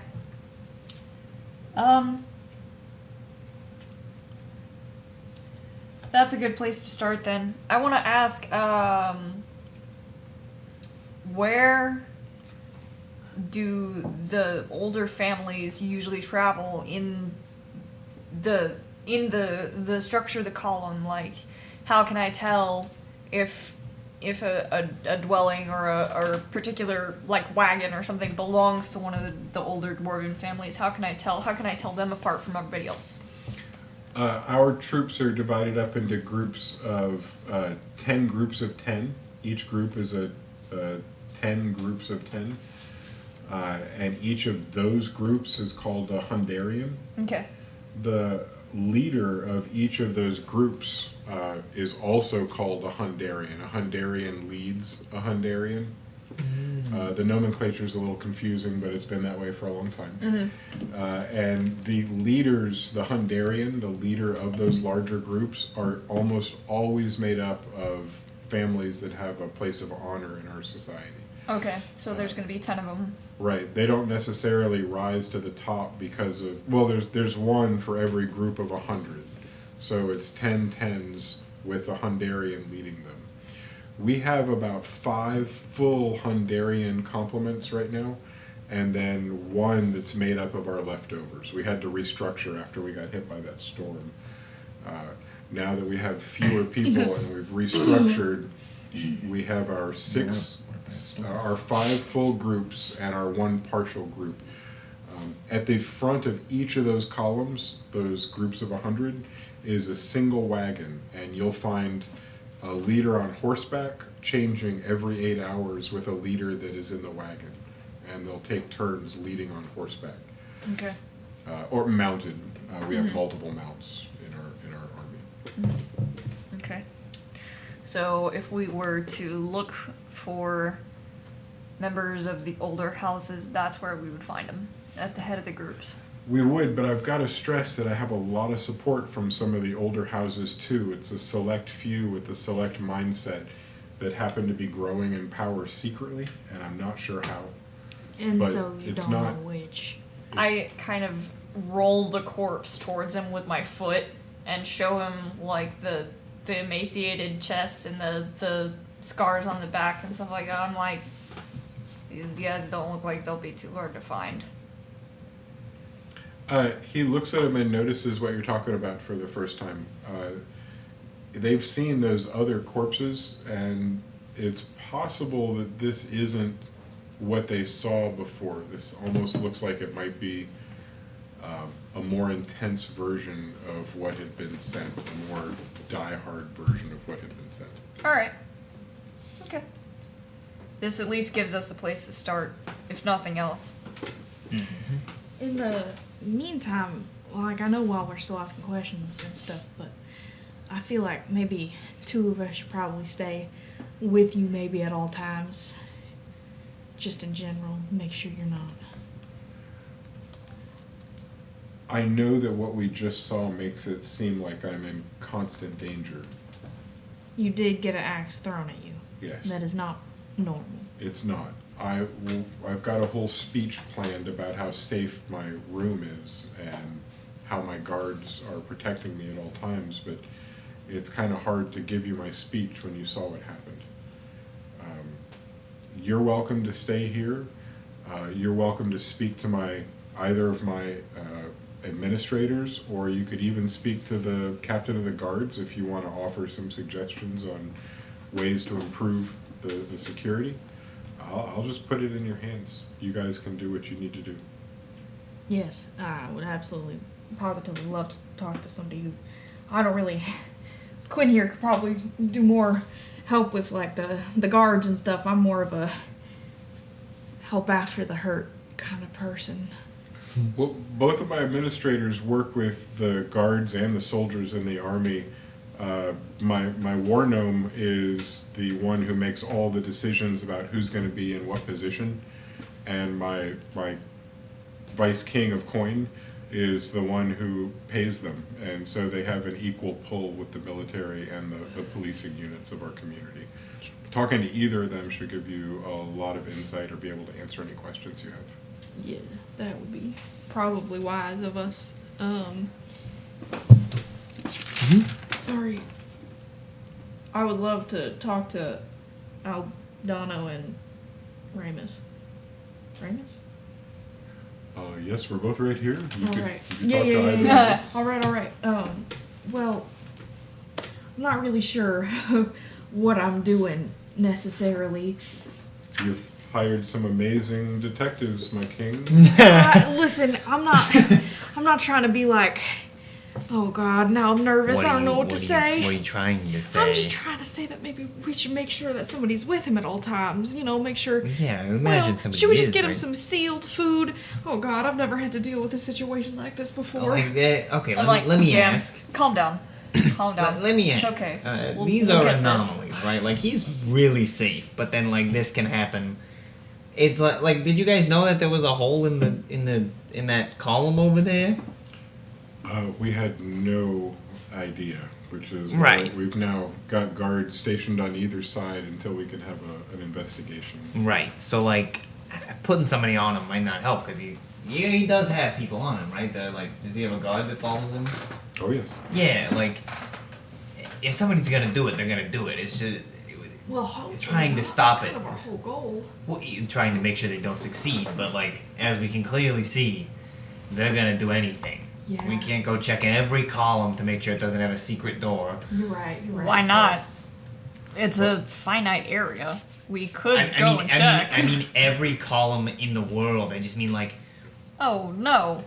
yes, that was the example I was made. We just have to find the source and destroy it before they send more. They probably like there's probably somebody already on their way right now. You know, so like we just gotta find the people starting it. Just and to stop 'em. make you feel comfortable, of course.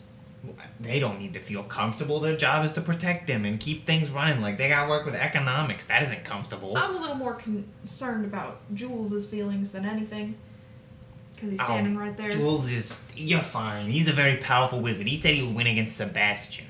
Well, To be fair, none of us are worth shit when it comes to magic. what are you trying to say? I feel like I've Except- been doing alright. an okay job. I feel like I've been practicing really hard. Consider this. Consider this. Sebastian was a blood mage. This guy can beat up Sebastian. So There- he claims. Th- Well, you haven't seen it in action, I guess. But, Their skill level as wizards, as far as magic goes, is well beyond our combined efforts. So any level of magic, past that right. would likely be impressive to us. Yeah. My particular brand of magic doesn't necessarily help me in this situation. Yeah. Everybody knows my face. I'm in a bit of a spot. Yeah. All of my right-hand friends, all the people I can trust, they're known too. Probably my biggest asset right now is how unknown you four are. Right. There's a handful of people in here, a trusted group of guards and advisors. Other than that, you're unknowns.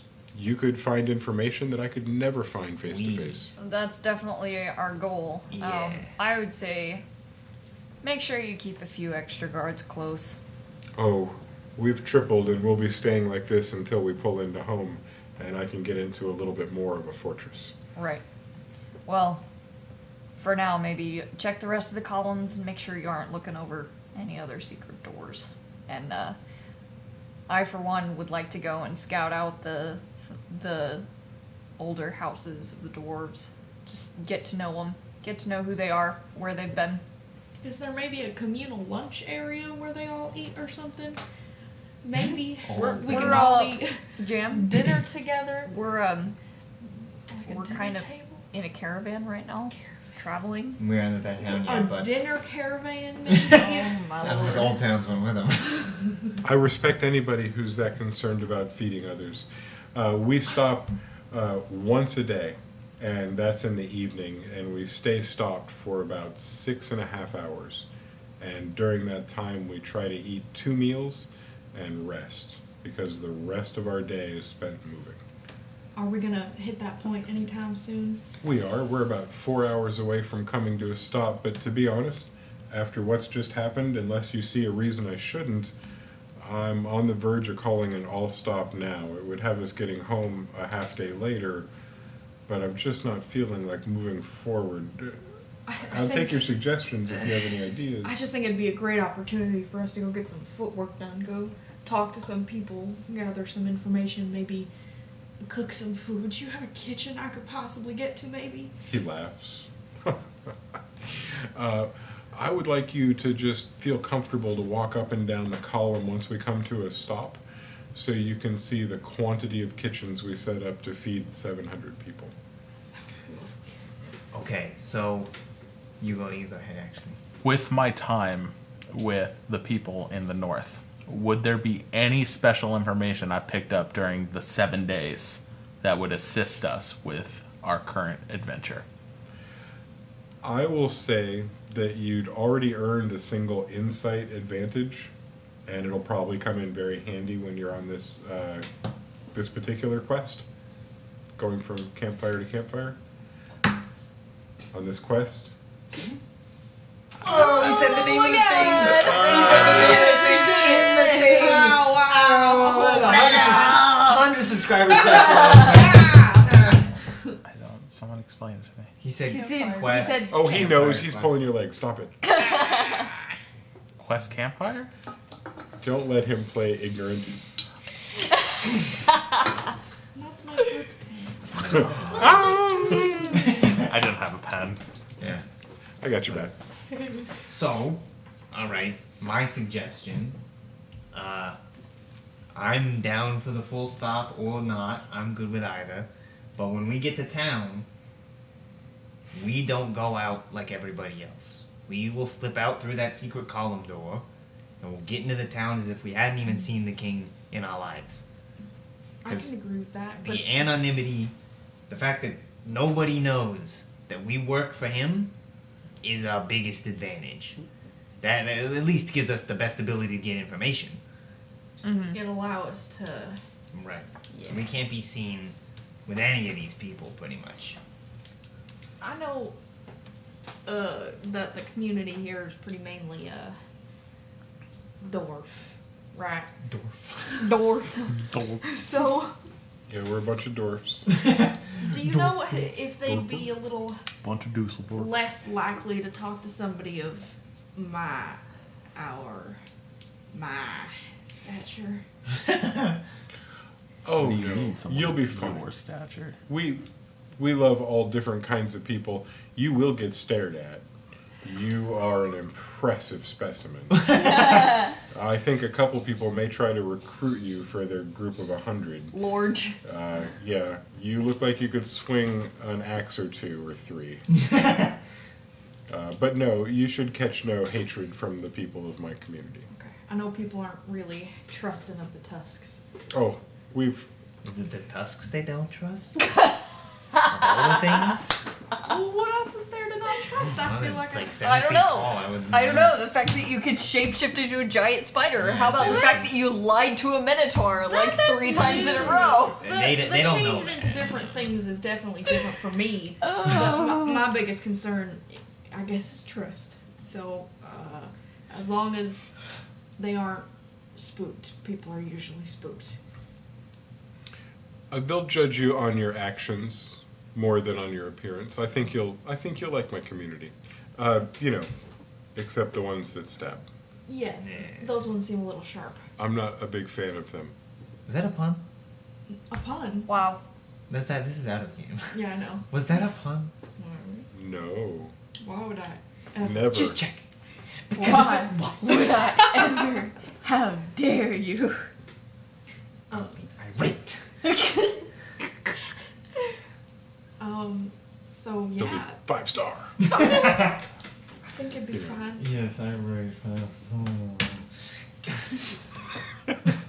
I don't want to be on this planet anymore. Okay, you were saying? Yes, you should have no problem walking among my people. Do you think I should put my hood up? Why? I don't think It's not like honestly, anyone would ever in a mistake you town for anyone Of else. mostly dwarves, I don't think covering your head with a hood is gonna change the fact that you're 7 feet tall. I'm not that tall, you guys. I'm just. Okay. When Of you the were 4 of towering us, earlier, who you have were the 3 same tall size as people. us. 3 tall people in our group. You're the tallest of 3 talls. So you're like the tallest of the tall currently. You are. Now I feel a little self-conscious. I don't know how to make myself be small. I don't. She like You gotta- shrinks a little bit. She's like. Oh my god, that's not what I was trying to. Okay, listen. I'm I'm ju- sorry. I don't mean to like. You know, my mama always told me that I've been a little scary. When they say that? She just. Because you're 7 feet tall and have tusks. Yeah, and she doesn't really like that I can make flowers appear out of nowhere. But that's beside the point. We're not here for this. No, it's a little distraction. I'm just. Anyways, just trying to make sure people are comfortable. I'm just trying to do some. Did we decide that the caravan should come to a stop now, or did you want to wait till evening? I think now is a perfect Yeah. time. We'll do some inquiring. All right. Well, I am going to send word down the column about what happened. Dramp deserves to have his name, toasted by all of his friends and the people that supported him and me. Do you think? Well, I'm not really sure how these people work. But do you think if we hold off, they'd know? If it was unsuccessful? Are you suggesting that I play dead? No, I'm not suggesting that. I'm suggesting that we Why not though? hold I mean- off on the telling No, hold people on. that there Hold was on. an Why attempted not, though? assassination. I'm on Why? Quinn's Why side not here. though? That Why actually- Why would we not want him to play dead? They don't That- know that this has all happened. They don't know Yeah, that because this the has gone assassin's down. dead. Yeah, right. How but my about thing we is- call a stop, say that we're holding a funeral, but don't tell them who it's for. We We're can not put- lying. We can put the assassin in the coffin and say that it's him. Well, my thinking was just that we don't tell anybody about the assassination, so nobody thinks the assassination has gone through, so that they don't send any more assassins. Oh, they would already have that. I mean, I would imagine they would have that like scheduled. You know, like Oh no Tuesday, no. Tuesday, no. Jonathan's But if gonna we go make out. an announcement that the king is dead, Yeah. they would send someone to come see, right? And if we catch that person, then we can get them Well, alive, and then or- we can get some information out Or of the them. family would just be like, "Ha we told you." They might just like gloat about it, you know? I feel like we're probably making this a little complicated, Nah, guys. nah, Maybe nah, we nah, should nah, just nah, get nah. some information first. We don't even know who these people are. No, but that would bring us a step closer to finding out. Well, I feel like just talking to people might bring us a little bit closer. Or too. it might not. Hold on. I'm in a precarious position. Thank you, Yeah. Monolith. I'm in a precarious position. I like where your head is. I like the thought of being deceptive to try and trick my enemies.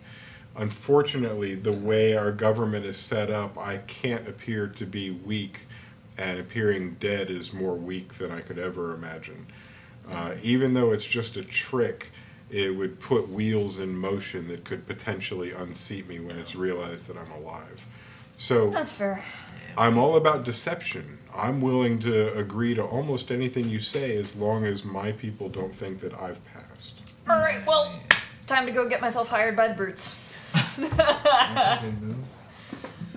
Hey, you know what? I might Let's be call able a to, stop. I might be able to join you on that because like we're both kind of shifty. I mean, I might be the shifty one. You just Me, I just like to Tough. fight. yeah. All right, so you see the king raise his hand and wave towards one of the columns. You see everybody ignore him because the guards on the flanking each of the columns are facing the center, but there's a shadow that moves in the background, and that shadow moves and you hear a door open and close, but you didn't see it. And then you don't feel the house come to a stop. I think we all know how awesome these polar bears are at making things start and stop. Smooth as butter. Polar bear butter. The whole thing stops. Yeah. You don't realize this, but it's the way an accordion comes together and then back out. The entire column basically does that because everybody crunches up for the stop and then gives themselves a little bit of room. And then, if you were outside watching, you would see the Hungarians begin to set up their individual camps. You'll see 6 of them created tonight. They're in order. They're in the same order that they were marching. But these 6 groups form 2 different circles, an outer perimeter circle of sleeping tents and an inner circle where the cook fires and the groups of sleeping soldiers stay. That outer ring, even though it's one of tents, doesn't seem to be one where people stay. It's more of a barrier between them and the inside. So now there's 6 giant circular, essentially groups that are holed up for the day. You have about 4 hours before evening, and then a 9-hour night.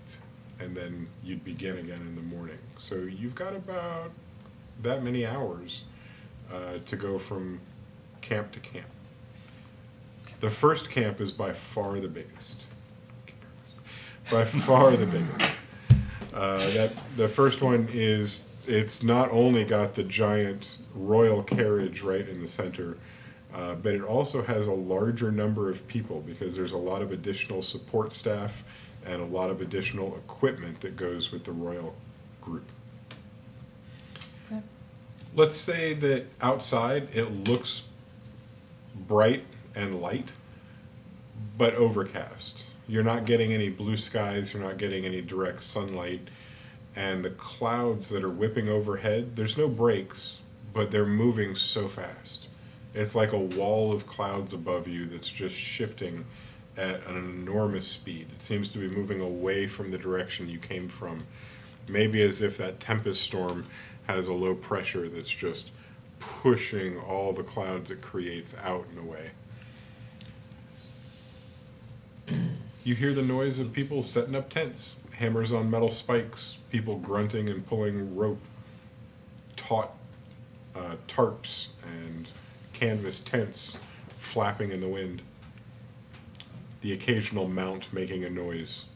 Polar bears going, "Rrr?" Ice hoppers going, click, click, click, click, click, click, click. And horses doing what horses do. Pooping. Pooping everywhere. And moving.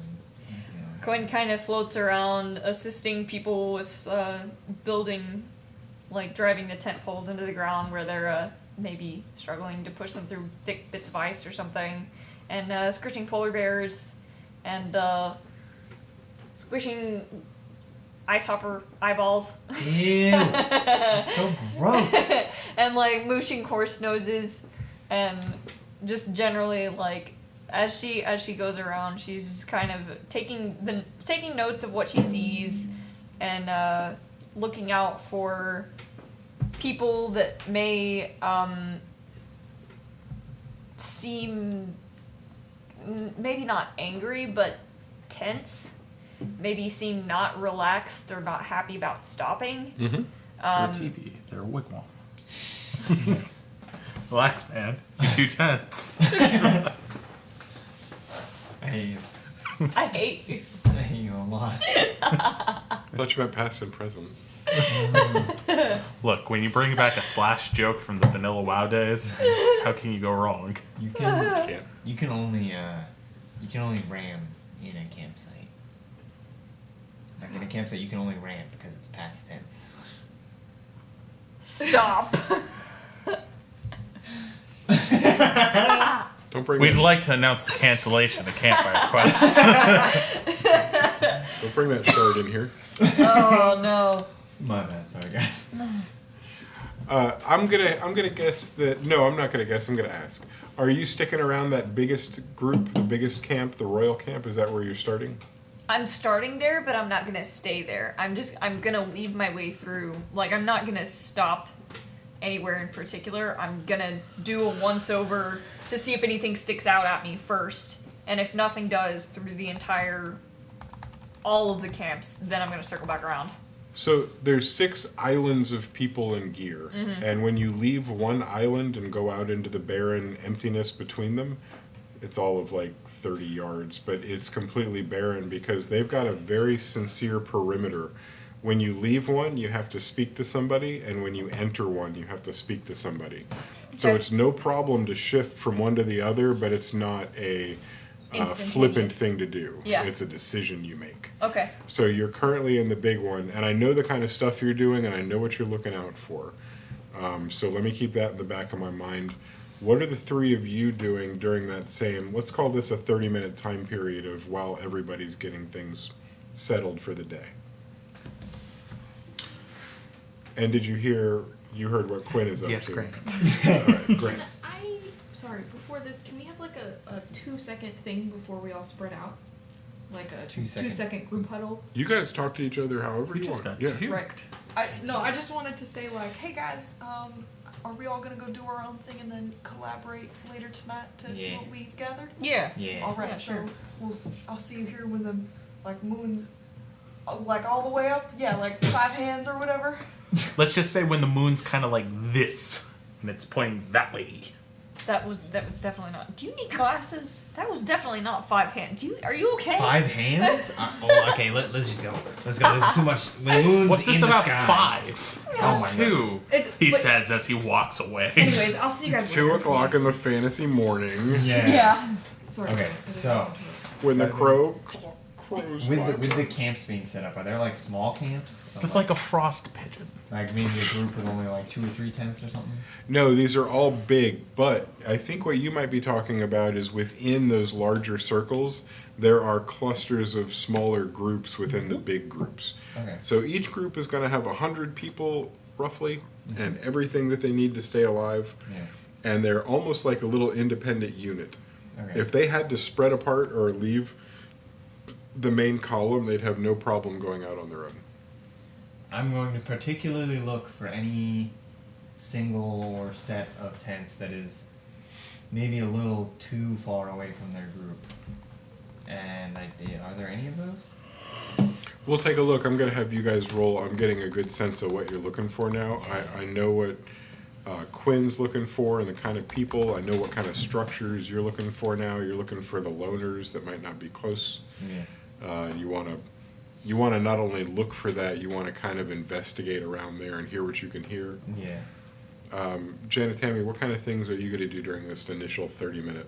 I was hoping I could find the biggest kitchen in the first circle. Yes.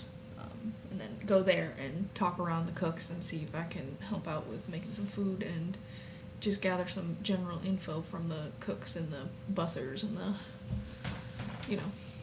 Food people. the common food cook people. Got it. Valandril, you're going to be out using your skills among the people. What kind of things in particular are you going to be looking for? So I want to get more information on our enemy. Like, a lot of information from the people's perspective. Because, let's face it, everyone here has been like, Jules such a great guy. He's so immaculate. People aren't that squeaky clean. Mm-hmm. No one's that dumb. People not having axes thrown at them Yeah. Yeah. tends to hint that there might be some problem. Mm-hmm. So Yep. what's the Are we? Oh my So- goodness! If it turns out Jules is a bad guy, Well, we All thought the way back to Sebastian wasn't the good guy. and then he was, and we thought Like, Persephone, if Game of whatever her Thrones name has was. killing people randomly, Campfire Quest has Moral subversion. ambiguity! Subversion of expectation and moral ambiguity. No, he will be going amongst people that don't look too soldiery, so to speak. Somebody that would clearly be paid to ensure the best interests of specific political parties. So the more common rebel. Support. He's like, going to try to find the chef Yeah. and talk to him. Hey, Ford and Rammy. kind of like what Ford and Rammy. what Are you Janet, talking to the chef? I'm in the kitchen. Can I talk to the cook? I'm in the kitchen. You're talking to the chef, though. They're all the chef. I would There's only one chef in a kitchen. I would I'm just saying. well there's the It's sous covered. chef, there's the lead there's chef. sous chef. There's the chef. There's sous chef. There are cooks underneath them. I get There are the- prep chefs. There are. And in this particular community, it goes a lot deeper than that. The Hungarians take their cooking very seriously. There's a lead chef called Chef President. There are 3 vice chefs for every chef president. Oh my gosh. I And love- each one of those chef president, You just got lost in I your own lost. web. It's not even my web. They're so complicated with the way they organize their kitchens. I was thinking from what you were saying originally, though, that while she was dealing with food prep people, you were looking for the kind of support staff that isn't a soldier but does. Whoever cleans the chamber pot is the type of person you can get some shit from. Hello. There you go. That's tattoo worthy, Yeah. Yep. or at least a fortune cookie. Yeah. Maybe a future shirt. Oh. Hey. Oh, why not all 3? Yeah. No los traso. Perfect. That was spot on. Nailed it. What was that? You know, like porque no los dos. Why not both? Porque no los trace. Oh. Duo We're languageos. done. Put No, it away. we're done. Te hablo some españolo. Stop. Oh. Apologize to the people. It hurts. I'm sorry to the millions of people that speak Spanish. Yeah. I thought it was pretty good. Oh, if you know what I'm saying. Righto? This is my boyo. We're done. Oh. You're No racist problem. now. You're racist. Listen to this kid. She's Granta! racist. Disgusting. Oh wow. So can we get back to how I'm talking to people at chamber pots and Oh. not like accusing people of very harsh things? Yes, yes. We can go back to you digging up shit on people. Yes. There you much. go. Yes. I mean, even though the joke was clearly there to make, I'm not joking about what he's doing. He's going to the low brass. He's going to the common people. He's going to someone that he thinks would probably have dirt kicked in their face because they're that type of person. I am As 100% there with you. 100% a half-elf who's seen that firsthand, he knows that that's where the animosity will reside and might be able to get a different perspective versus the immaculate shining jewel who shed the perfect single crystal tear from his eyes when his buddy Dramp perished at the hands of a tomahawk. Well, as a royal young man who grew up in a royal household treating the servants like servants, you would know exactly Yeah. what they are capable of as far as hatred goes. Uh-huh. So you'll be able to tap into that. Sweet! I am going to have 3 separate rolls, and let's do each one in the order that we found out what you're going to do. In my mind, this is all taking place in the first 30 to 40 minutes of your walking and wandering around. Quinn with the unspoken last name. Quinn, let's have you go ahead and do a... You know what? This is going to be a little different just for the fun sake of it. Okay. And I am not aware of what your numbers are, so I'm not trying to pick something that's impossible for you or that hurts you. I'm going to say that for you, because you are an honest, straight shooter and somebody that's not... Deception's not necessarily your thing because you could just hit them with a shield. Pretty much. Why bother trying to deceive them? But here you are, slightly out of your element. You're being somewhat deceptive as you go around and interact with people because you're not being friendly and you're not finding drinking buddies. You're looking for some information while also observing how people are acting around you. Should have gone looking for drinking buddies. Shit. I still believe in your ability to roll, but I do love having this be a type of deception. Okay, so deception. Okay. 17. Yes. That is more than enough. And I love to refer back to 10 being what regular old people are doing and how above average a 17 is. Fair. You get one crucial bit of information, but I'll cover some of the non-crucial bits first. Okay. She got a critical role, so to speak. We can use it in the metadata now. This is how things work. SEO, all right? Fudging the algorithm. Gross. No, we're already Continue. demonetized. Parker said fuck like 5 times already. Oh, you said it a 6th time. Yeah, but that's only once for me, and the algorithm recognizes different voices. That's true. So Parker has 5 strikes. I have the record on shit right now. I'm at like 4 or 5. Oh, I also said that too. Anyways, There you I go. totally derailed this for a joke. Yup. Yeah, And it was you like did. 75% worth it. I have regrets, guys. I gotcha. Quinn wanders around, and it doesn't take long for her to find somebody having a hard time getting a tent flap to stay down. The wind is whipping, and this person hammered metal spikes directly into the ground all the way around, except this last damn stake. This last damn stake, which is supposed to hold the front of the tent open, and it's supposed to make sure that the tent doesn't fly away. And you hear this... This is probably one of the youngest dwarves that you've seen in this army.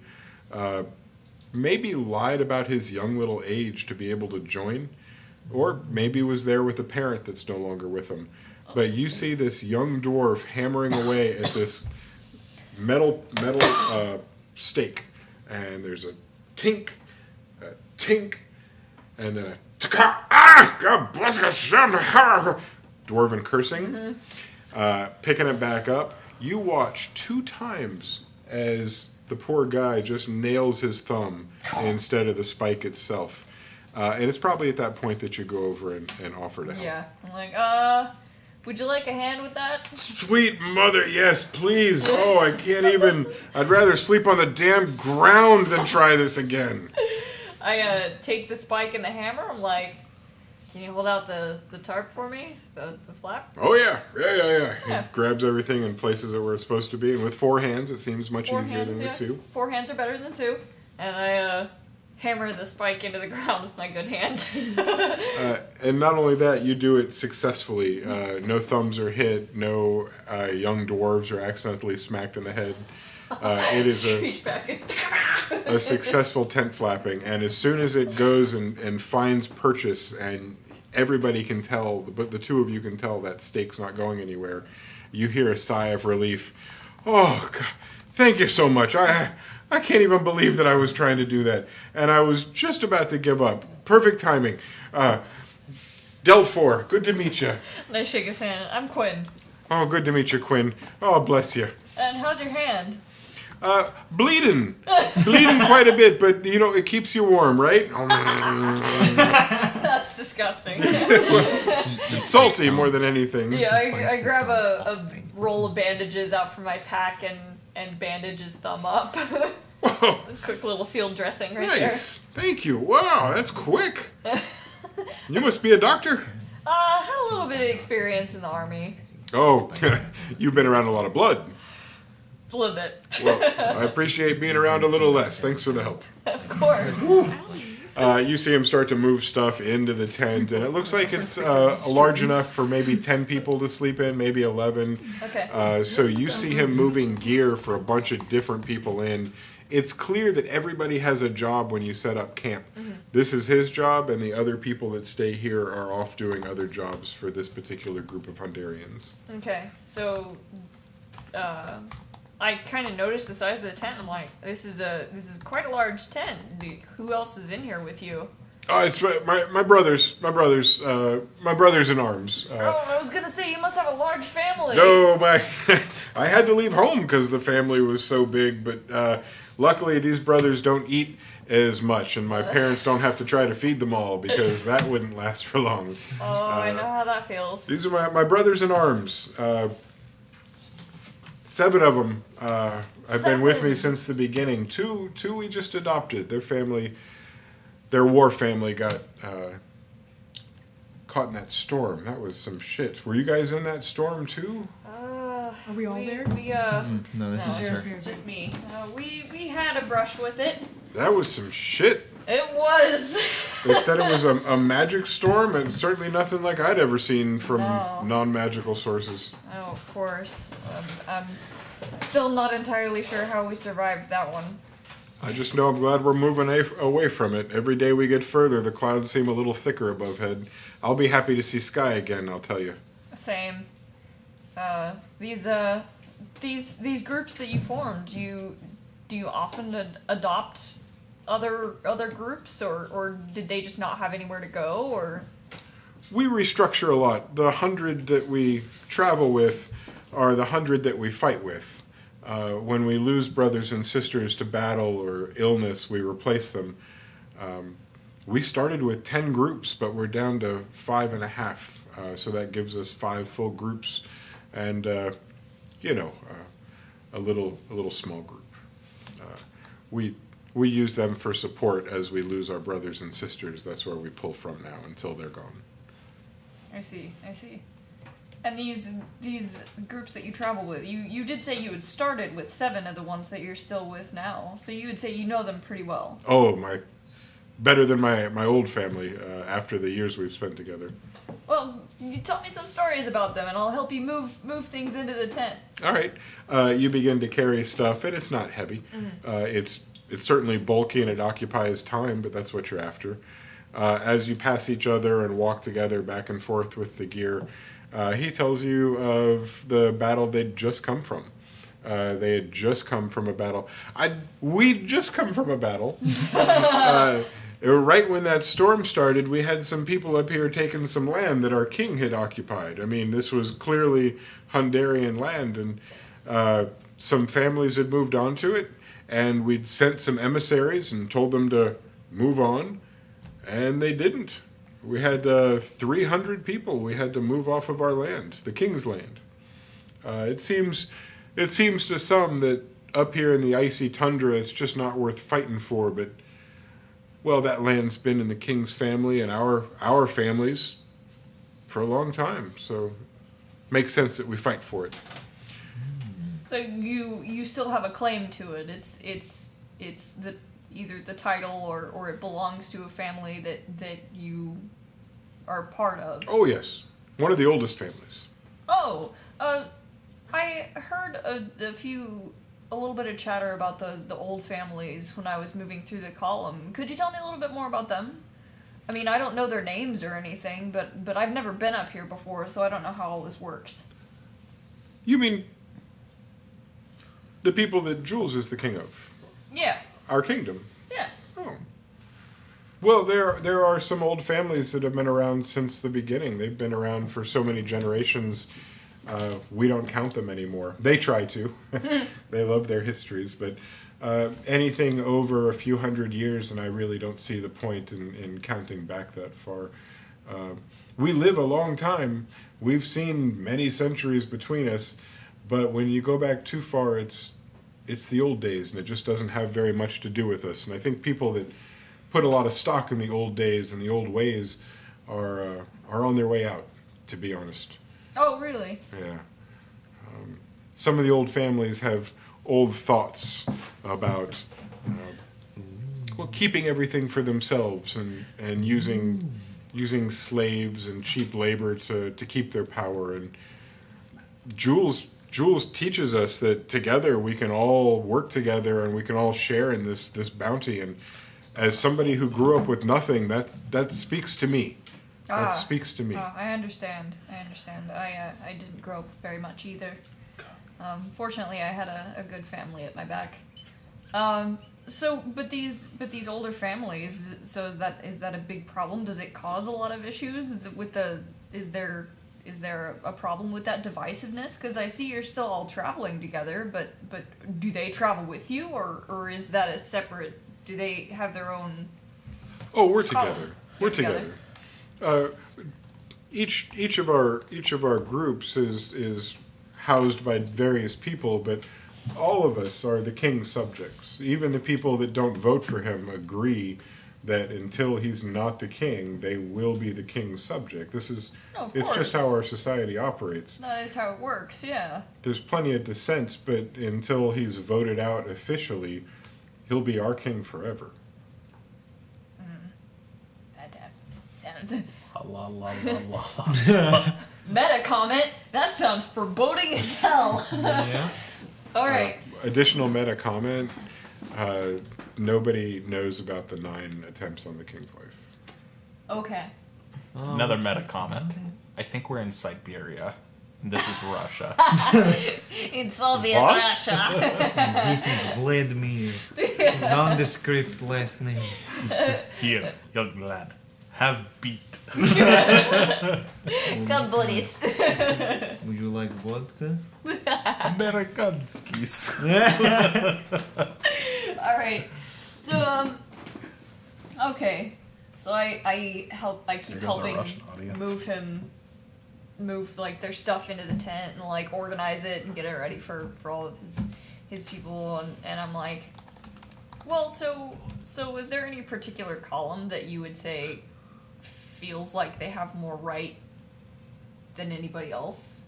That really a particular family, if you had to point one out, if you had to pick one that you would talk to and change their minds about King Jules, who would you talk to? Well, that's tough. They don't really talk to people at my level, but I've certainly heard. There's one family. Originally, they were part of our 9th group that was with us. They've been restructured now, and they're our 5th group. So you'd find them at the end. That particular group was now run by one of the oldest families, or at least their representative. They're good people, honest, good people. Of course they are. Just a bit misguided, I suppose. I've just heard stories about their beliefs, and I know that if somebody just talked to them for a little while, they'd see that this is a community for all the people and not just the people of power and land. Of course, some people just, they grew up in these structures and they don't realize that there are other ways to live. They just need someone to bring that information to them in a way that makes them not feel threatened. Well, if anybody could speak to the Brickard family and get through to them, that would change. That would change just about everything. There are other families that we hear rumors about, but that's got to be the oldest. Rumor has it they were the first. You're like poking a bull with a hot rod. He doesn't know Who's that. this guy? What's he doing? Baldrum kicked me. No, I'm making a meta comment towards Jason. What did I do? No, I'm ready. I want this. I want this to happen. Like, I'm so ready. Right for now, this. you're like poking a bull with a hot Please iron. poke the bear. If they're the oldest family Okay. and you hold their name. Shh. Okay. All right. We do not mention Quinn's last name right now. Of course. I wouldn't Quinn think. Stormborn, first of her name, breaker of chains. Oh my. So, Quinn takes a second, and she's like, well, she's not facing him. She's like, and then she turns back around. She's like,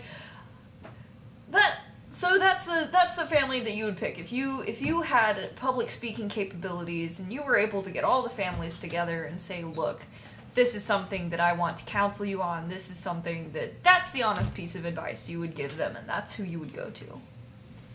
Yeah, but I might even try to ask some people if they already know. I would hate to presume. It's just rumors. I've never really met them and found them to be like that. It's just what, if you're a quiet person and you walk around these camps long enough, you overhear a lot of conversations. Of course, people talk, and I can't tell if what I'm hearing is really, truly accurate or partially accurate. of course, you especially when you're in a group of this size, certain things can be said and misconstrued and passed along in different ways, but it's just like flat lines for a second. She's like, thank you for that information, and I think that it should be brought to someone's attention that you have these feelings, and that I think you would be a particularly honest and effective public speaker. Oh, thank you. Well, I've never been one for politics. Really, if anybody needs some help, it's the Brickards. I mean, it's 5 elections that they've lost in a row now to this man. Oh, no!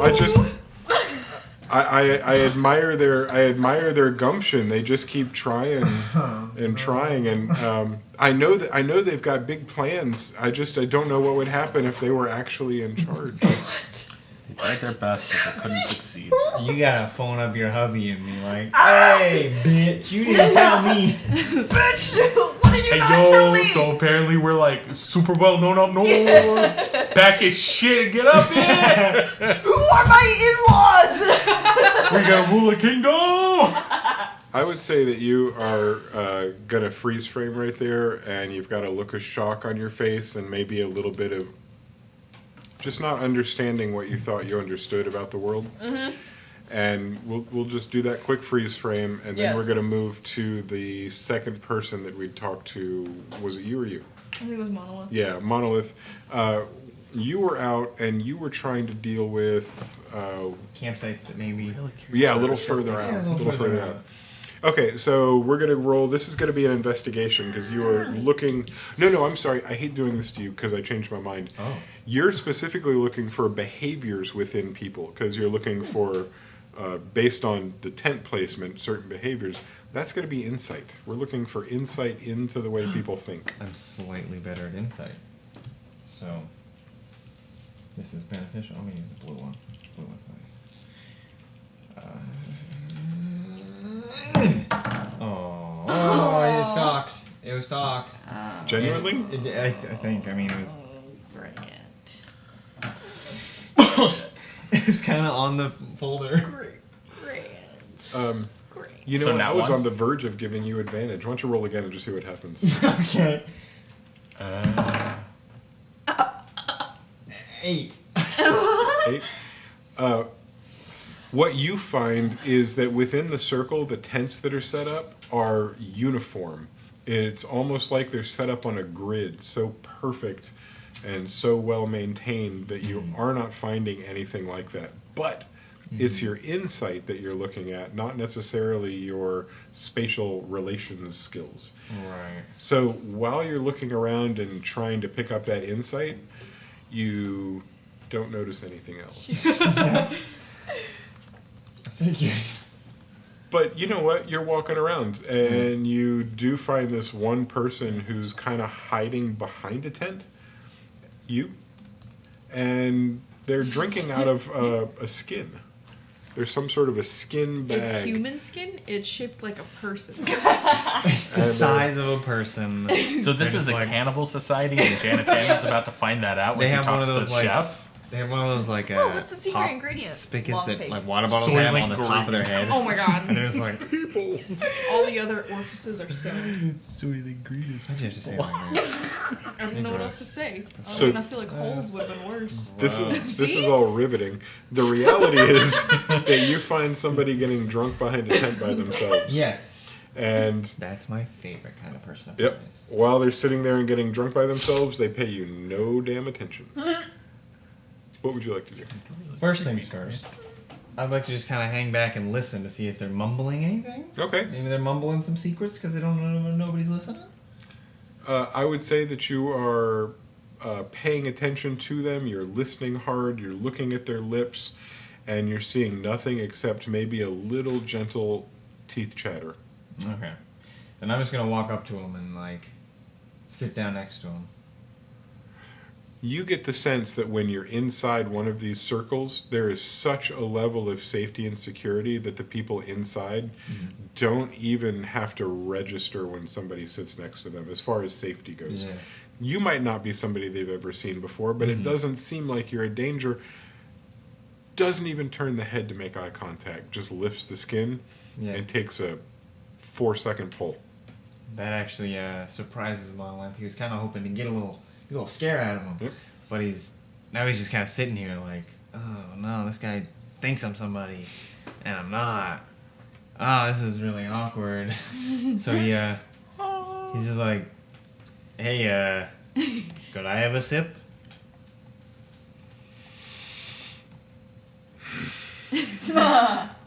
He was really hoping that would get him to at least look at him. He's like, no, I actually have to take a sip. He drinks it. You get a cold licorice. Cold, black licorice? liquid, Oh. black licorice drink. Really? You're making him drink Jaeger? No, I wouldn't do that. It's not that gross. Oh my god. Why'd you That's the even first thing say I it? think of when people say licorice. Is Jaeger. You're right. You know what? I was trying to think of something really gross, and that just naturally came to mind. Monolith hates black licorice. And I'm not just making that up because I hate black licorice. But he's like, well. But he drinks it anyways because He was doesn't- like, what now? nothing. I think Nothing. So I yeah, just get a permanent fishing he hands rod it back, behind me. and he's like, so, what are you doing out here all by yourself, huh? what kind of question is that? I should be I don't know, the kind that usually gets a response. I'm drinking out of a skin. Yes, I can see that. Has the honor. Got any other hard questions for me to answer? I mean, I could just go jump for the straight up hard ones, like, oh, I don't know, who would want to assassinate anybody in this camp? You know, maybe somebody around here might want to kill somebody of higher power. Would you know anybody like that? Oh my Yeah, lord. me. Metagame. Can I metagame? I'm sorry, you what? Me? Are you looking for somebody that's wanting to kill somebody? Because today, right now, I could fucking kill somebody. Monolith is surprised. Monolith is surprised at the PG limit being raised. Need not to get a chalkboard. Who is this person? Okay, all right. I'm It's a gonna need to burger. We got some baggage to unpack here. It seems. And they want to kill people. What? Who are you trying to? Are you trying to kill anybody in particular, or could you just do it to anybody? Subtle. Friend, I don't recognize you, Right. but probably the dwarf I love the absolute most on this planet is no longer on this planet with me. And I'm just going to sit here and I'm going to finish this whole skin. And if I've got to share with you, I will. But I don't want to talk. Yeah, that's fair. Cramp. Strength. Mamph. Shut up.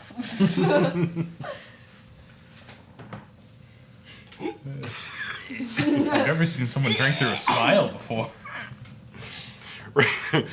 Okay, this is like would not necessarily if he wasn't in such a bad mood, he'd have a ski with shots on it. He would put them all on. You have to turn the ski on. Right. But He's a breaker. he's too solemn for that right Yeah. now. So Monolith is honestly unaware as to what to do. Like, this guy clearly in a foul mood. Maybe not what he's looking for.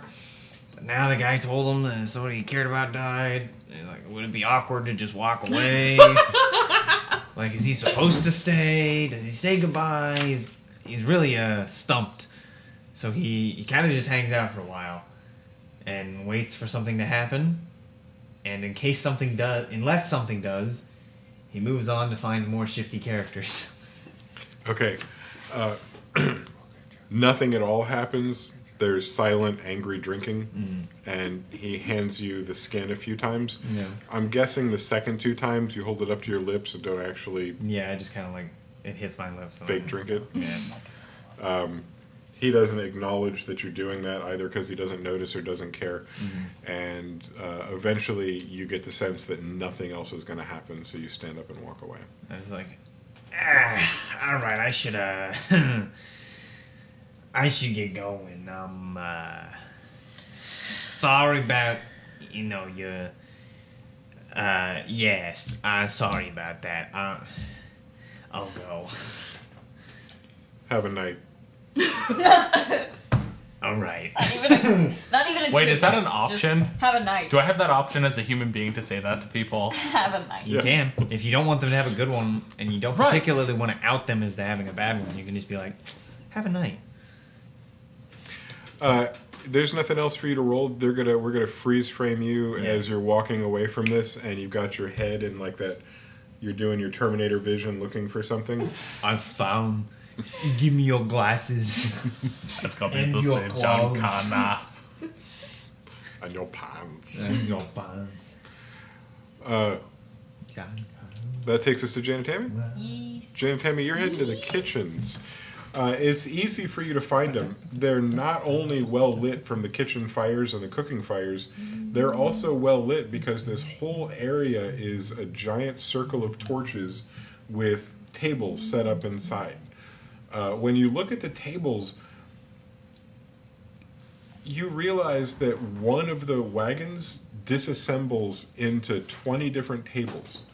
So all these tables fit back together and make a wagon, and you would not have noticed this, but you see that some of the wheels are what are holding up the tables. Cool. And in another one, it's one of the axles that's holding up the table. And you finally get the sense that all around you, when you combine those things, it does make one of the wagons. So the kitchen wagon is made up of tables itself. It seems they first empty it, then they disassemble it, and they set up the camp based on the wagon that they put together. Cool. So while you're not sitting at the table, you see the tables are occupied by maybe 40 people.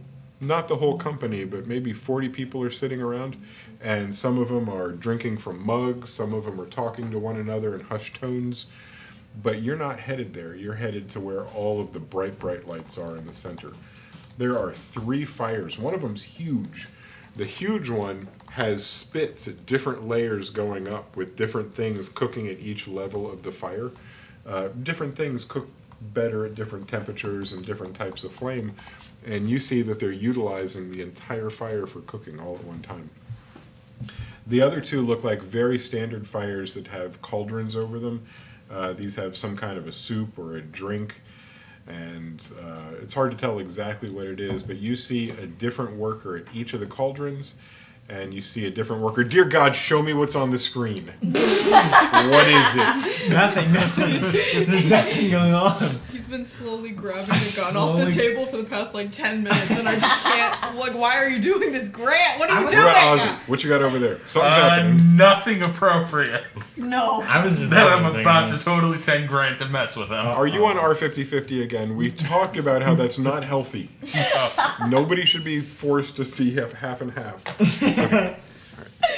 All right. You head directly for the bright lights in the middle. You find people working at each cauldron, and at the fire where there's the many different layers, you see 5 people, one tending each of the different layers of food that's being cooked.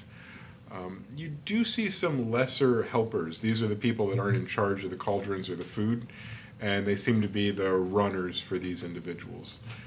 They're dressed the same, but they're younger and a lot more eager. It's quite an honor to be a cook in this kind of a regimen. You're cooking for a lot of people, and they expect a lot from you, and if you survive long enough, you get a reputation as somebody that should be feeding this many people. And here you are, surrounded by a lot of these experts cooking food. You recognize this because you cook food quite a bit, and you are in awe of what you're seeing. You know to be impressed because what they're doing is impressive. Yes. I would love to approach the guy that looks like he has the chef's hat on. Or, one of the chef presidents. Chef presidents? Yeah. Oh, now I have to remember what the hell I said. One chef president. I has remember. 3 chef vice presidents. All written down underneath right here. Probably the lead chef at the main fire is the person you'd talk to. They have the tallest hat.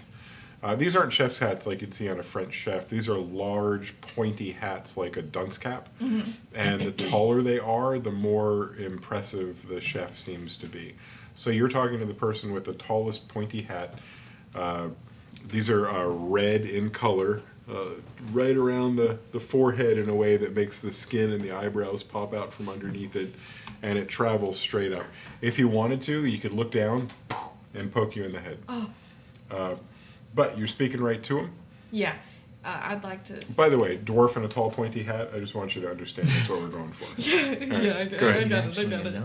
How tall is he with the hat on? With the hat, 6 feet tall. Oh, that's tall. How tall is he? 3'10". And a Amazing. 3-foot hat? Okay.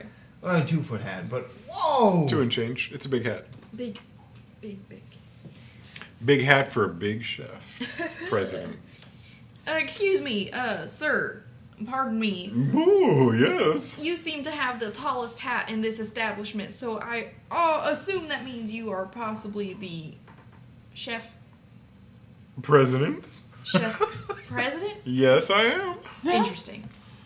Well, I just wanted to offer my efforts to your kitchen here tonight. I would love to be able to be of any help to you doing anything that you possibly might need. Well, that's very nice. We have people that you could help that are setting up the tables. You could deliver plates.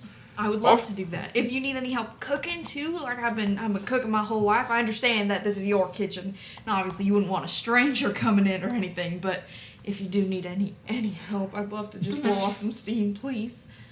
So you just think you can march right in and cook on my fires? No, see, that's why I asked you first. What's your specialty? Well, I come from a family who works on farms, so I'm really good with handling meat. I make a mean chicken curry. My mama has a beautiful recipe from back when she was in her orc village back in the day. Orc curry is a delicacy. I must say I'm intrigued. I would love to. I could give you a recipe if you want. I can give you a taste of what I can do.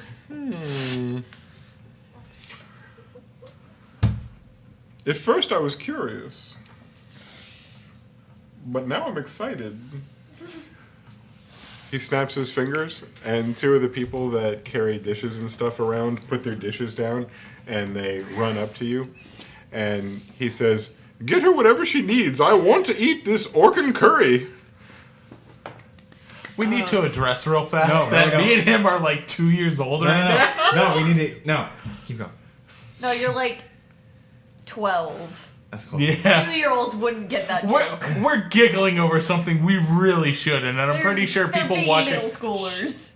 No, I'm not going to say what it is, but when you go watch the stream, You'll she see says it. something specific, you'll see You'll it see the instantly on our faces. Oh, I had tears in my eyes trying to hold back.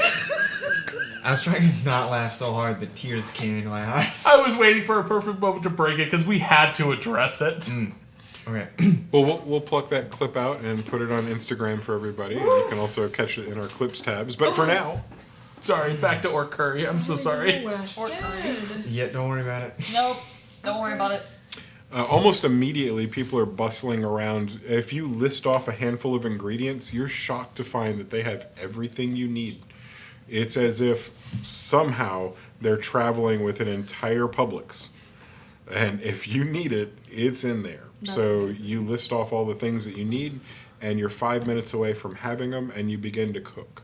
Yes. We're going to have you do a performance roll because the greatest cook for the royal cooks is about to taste your curry. Oh, she's about how's to your bocce it charisma? up. Not bad. Get it! Guys, I'm Get it back! Don't forget so to make the nervous. fried rice heart. Make it beat. Also, do you have any kind of inspiration that you could use for this? What was your inspiration? Medical. Can I, like, send her spirit. Good. Oh. Oh. Wait, is this one you rolled? This is the one I rolled, my dear. You hit this one. It bounced off. You hit that. Oh, that's the You're about to get opposite. called a donkey. When she starts making it, she gets Okay. really like she misses her mom so much, so she just starts bawling when she starts making it. Yep. Like she starts crying and she, like she starts like pushing over pots on accident. Like she's full on sobbing while she's trying to make this curry, and she can't hold it together. So she's like burning the chicken, and she's just like, this doesn't usually happen to me. I'm so sorry. I should just leave. I'm so sorry. But she finishes, and it's burnt and gross. Okay, the chef that you were talking to was not there while you made it. He did return when it was all done, and he did reach down. He pulled a spoon out of his sleeve, because if you saw the inside of the sleeves, it would be like every utensil you've ever wanted hidden up the Oh, they're sleeve. like little gallon guns. Like, He pulls out his tasting spoon, but with spoons. and he scoops up some curry, and he smells it, and he Eat gets dirty ice cream. a look on his face like, ooh. And then he puts it in his mouth.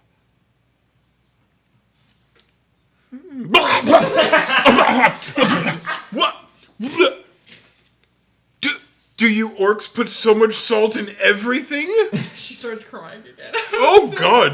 Sorry. So, could someone please take care of this? Julia, Take care of this and move it away from me. I love this. With the columns, you guys make sure the soup is good. And is she still here? No. Get out of your kitchen. I'm so sorry. Yes. Enjoy our dinner later. You can have some good food. Whew. Oh my. I love the sassy cook. And she goes to help like set tables or something while her hands are full. Okay. And you spend the rest of your time setting tables. You did not make any kind of friends that you can ask questions of. You. So, we're 1 for 4. Bless you. Usually I'm not happy for nat ones, but that made too good of a scene. Although, a nat 20 really would have helped you there. But yeah, no, you don't get any information, and you are. I would say the next time you try to cook, this may haunt you. You may have to roll a Constitution save to see if you've overcome the haunting of this moment. Oh no. We'll see, though. We'll see if I remember. Probably not. I don't remember things. Like, All right. Next time she picks up a skillet PTSD. I'll remember this. We have I'll a. remember it for all You'll of tell us. us. You've got a freeze frame of you holding a cup and a handful of forks. They have 3 spikes, not 4. It's a Threek? Thank yeah, you. it's a threek. It's a dwarven thing. A fork. So you've got a handful of threeks and a whole bunch of other material, and you begin dropping it off. And we're going to freeze frame with your arms full, and you're beginning to drop it down. Salad on the right, regular dinner on the left. It's not Connecticut. Janet Tammy just kind of throws things on the table. We're going to wrap with Valandril, who is attempting to find scallywags and It would have hardworking been great if I found the laborers. person Grant was, but no, they were kind of dry in their sorrows. They're not that good. You know, had I rolled better insight, you know? As it happens, you're walking around the same area that the other 3 are walking around. You make it around to this darkened area behind a group of tents, and you find a sullen figure with his back against back of one of the tents, and he's drinking from a skin.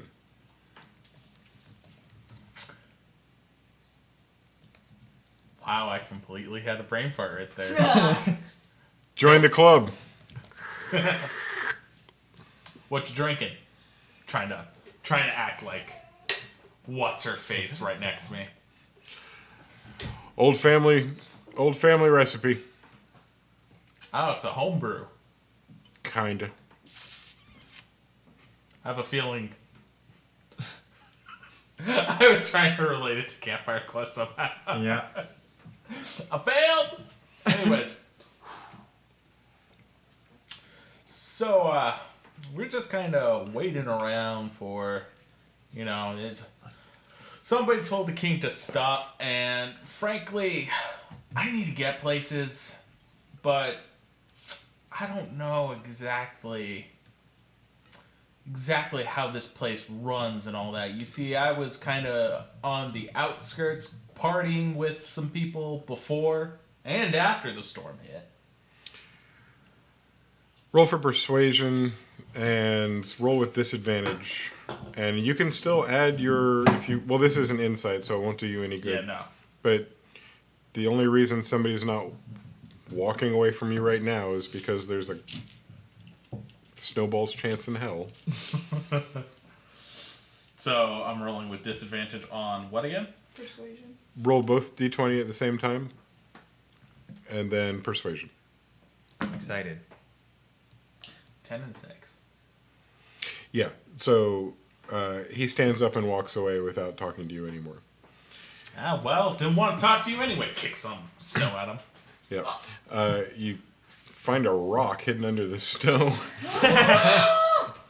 But luckily it doesn't hurt you at all. It just flies through the air and narrowly misses the person. This time, instead of just randomly coming across an angry person that Grant just left, I'm going to have you... Duh.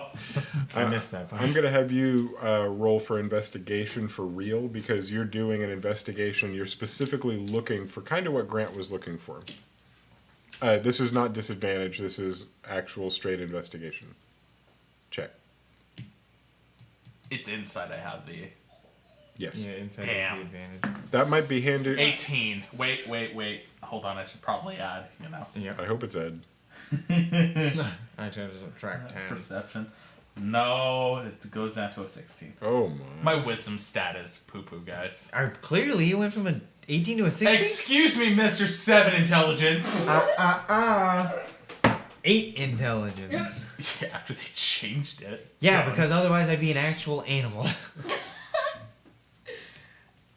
Well, it's good because you've got... while that roll is not great, speaking of rolls, and because your wisdom is a detriment, as a young man without a lot of life experience, it's hard to look around and gather the kind of information you want from an investigation. But I would say there's a particular difficulty that you overcame. And It's rock and snow. yeah, I would say that you find 3 people who are walking around the... each little group has its own corral for their beasts of burden. There's a small corral set up for the horses and the hoppers. Apparently they can be together, just not the polar bears and the hoppers. And these 3 people are walking around with bags, and they're picking up the frozen horse apples and the frozen ice hopper apples. And by apple, of course, I mean the balls of poop. These are poops. So their job's to pick up poop. They're as sullen as the people you were hoping to find. Kitties, doggies, anybody else? Anybody want to jump up on the table Oh, man. and say hello? Babies. Hi, babies. Angus can't believe all these lights just for him. All this diffused light, I look so good. I'm beautiful. He's a photogenic feline. Yeah. So I noticed a bunch of people shoveling shit. You do. 3 of them in particular. They're not saying much to each other, but you might hear grumbling in the distance. As Valandril approaches, he puts one hand up to kind of show, like, hey, I'm walking towards you. Don't mean any harm. Hey, I'm honestly not looking to make a joke here. Your guy's job looks like crap. 2 of them laugh. They go, yeah. And the third one says, they didn't laugh when I said that. I love that. Didn't laugh when I said that. Well, you folks seem like kind of folks I can get a little more acquainted with. Everyone inside there, that big old contraption, seems a little too, regal, I guess is the word I want to use. There's just something that feels off, and I'd rather be out here, honestly, with the people, shoveling the shit. Us too, that's exactly how we feel. I'm about sick of those hoity-toities. Is that the official word up here in the north? Hoity-toity? Are you making fun of our common vernacular? No, I'm making sure that I use the common vernacular. Yeah, we say hoity-toity when we're talking about the royals. Yeah, because I like hoity-toity a lot better than I like regal, honestly. That makes them seem nice, and let's be right, I get a spine. Anyone else get a chill running up their spine when they're, just around some of the hoity-toities? Well, some of them. I don't mind some, but there's certainly some that I would rather not be around. How about this? Now, I assume I'm in a camp and there's people being married and stuff like that other places while they're shuffling shit. Sure. There's some people whose jobs have come to a close and they're able to relax The for the ultimate day. question is, will I be able to procure some hooch? You're looking for some booze? I'm looking to get them some booze. Oh, you mean you're looking to get some alcohol for them? I thought you were talking to the apple, Yeah. the horse apple carrier. No. Talking to the DM, is there a possibility to get them 3 horns of hooch? Definitely a possibility. Oh, hell yeah, that's happening. Look, it seems like we... Okay. Letting... Oh, No. hold on. Horse apples. I think you guys are about due for a break. How about I go get us a couple horns, we drink over, and we discuss who just really makes our skin crawl the most. Build a little camaraderie, because let's face it, I need friends. Well, that sounds good to me, and I'm sure my friends wouldn't mind either. But horns? You must be from the south. I mean, south, north, I'm new around here. It's all the same kind of sphere to me. When you get up to the kegs, you ask them to fill up a couple elbows, and they'll know what you mean. Elbows? Do we go bigger than elbows? Horns. An elbow will be enough. Got it. Out of comment. They're not headlight fluiding me, right? Where you tell your daughter to go into a... Oh, I know what we're talking yeah. about. I just can't believe you're asking me that. I'm just making sure. You can't make sure. That's metagaming. I'm gonna have him go ask for it. You're gonna get headlight fluid. You can certainly try. Oh, also they want a left-handed screwdriver. And a wood stretcher. And coincidentally, headlight fluid. Headlight fluid. I'm so sorry. No, they We'll get genuinely... some wiper juice while we're at it. Okay. Whether you're being pranked or not, it's hard for you to tell. So Valandro's alright. Alright, give me a few shakes and I'll be right back with our elbows. What kind of money is that? We don't... Just wait right here. And he goes walking off to go. Okay, you leave people standing horseshit, holding horseshit in their hands while you walk away. Well, I mean, that's their job. So Yeah, no, it's I not... don't feel bad. Nobody should feel bad. I'm just painting a picture for you.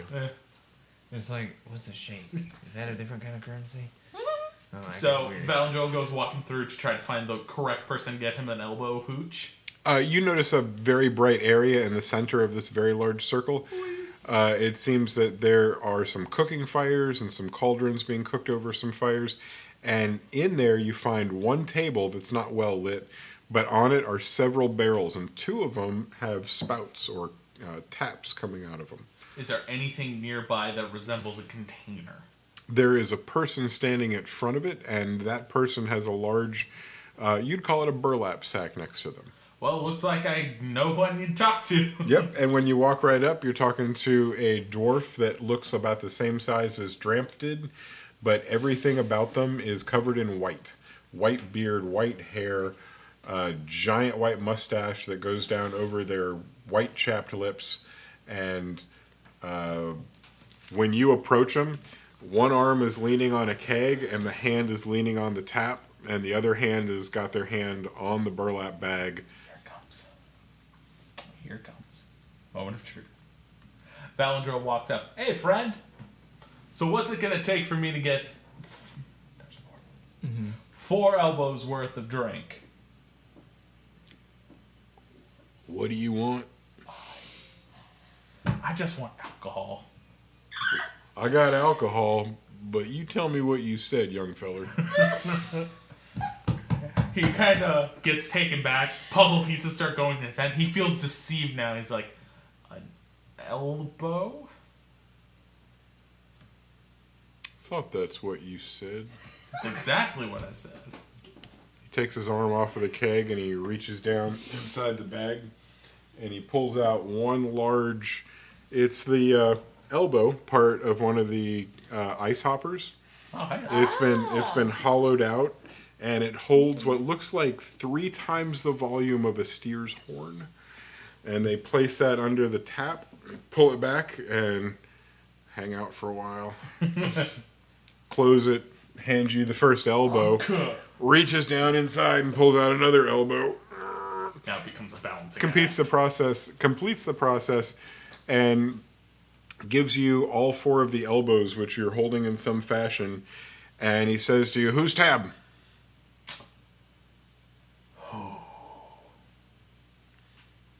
It's either that or you owe me 4 shakes. Wow. That'd be great.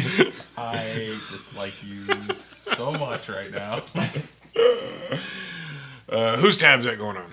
You gotta for accounting, you gotta put it somewhere. Yeah, I'm picking this up on chef's requests. Okay, all right, put it right on the chef. Off you go. Valadro walks away and he's just like, I don't even know if there's a chef here. Oh boy. Now, to give you some insight, in his mind, he was like, do I say Jewel? Do I say Jewel? I know him. I can get this covered. But... No. So, he goes walking back. 4 elbows in elbows. Yep. You successfully make it all the way back to the corral where the steeds are. Hey, boys! I'm gonna guess the 3 of them really did not expect you to come back. I feel like they thought you were just passing by, and they shovel shit all day. Here, everybody else is getting ready for dinner, and they're covering their hands in icicles covered in poop. Poopsicles. And for you to come by and offer to get them beer We're and not then okay with disappear. tunnels of flesh, but poopsicles, past the censor, really? Poopsicles are definitely much more PG. Yeah. That's a good thing they'd say in Spy Kids. Spy Kids 2? Spy Maybe. Kids 3D. Do you think that God stays in heaven because he too is afraid of what he's created? Probably the best line in any movie Best ever. line. Oh my goodness. Certainly the best in any of the Spy Kids movies. Alright. Comes walking back with elbows and elbows. You don't even have to shout out to anybody before you're relieved of 3 of them, and you find yourself holding the one that's tucked in right here because the other 3 are gone, and you hold it out. And by the time you hold it up to say something, you notice that the other 3 people already have their elbows tipped up to them. Both their elbows and their elbows are tipped up, and beverages pouring down throats. When in yield roameth. What? Now, to be fair, you have done this now you had 7 days of drinking practice with other people, strangers. So this is Grew coming. 1 chest hair that day. There you go. Practice. This is coming very naturally to you. You're having no problem with this. You are keeping up with the elbow of ale because it's ale that they gave you. That's what they poured for you.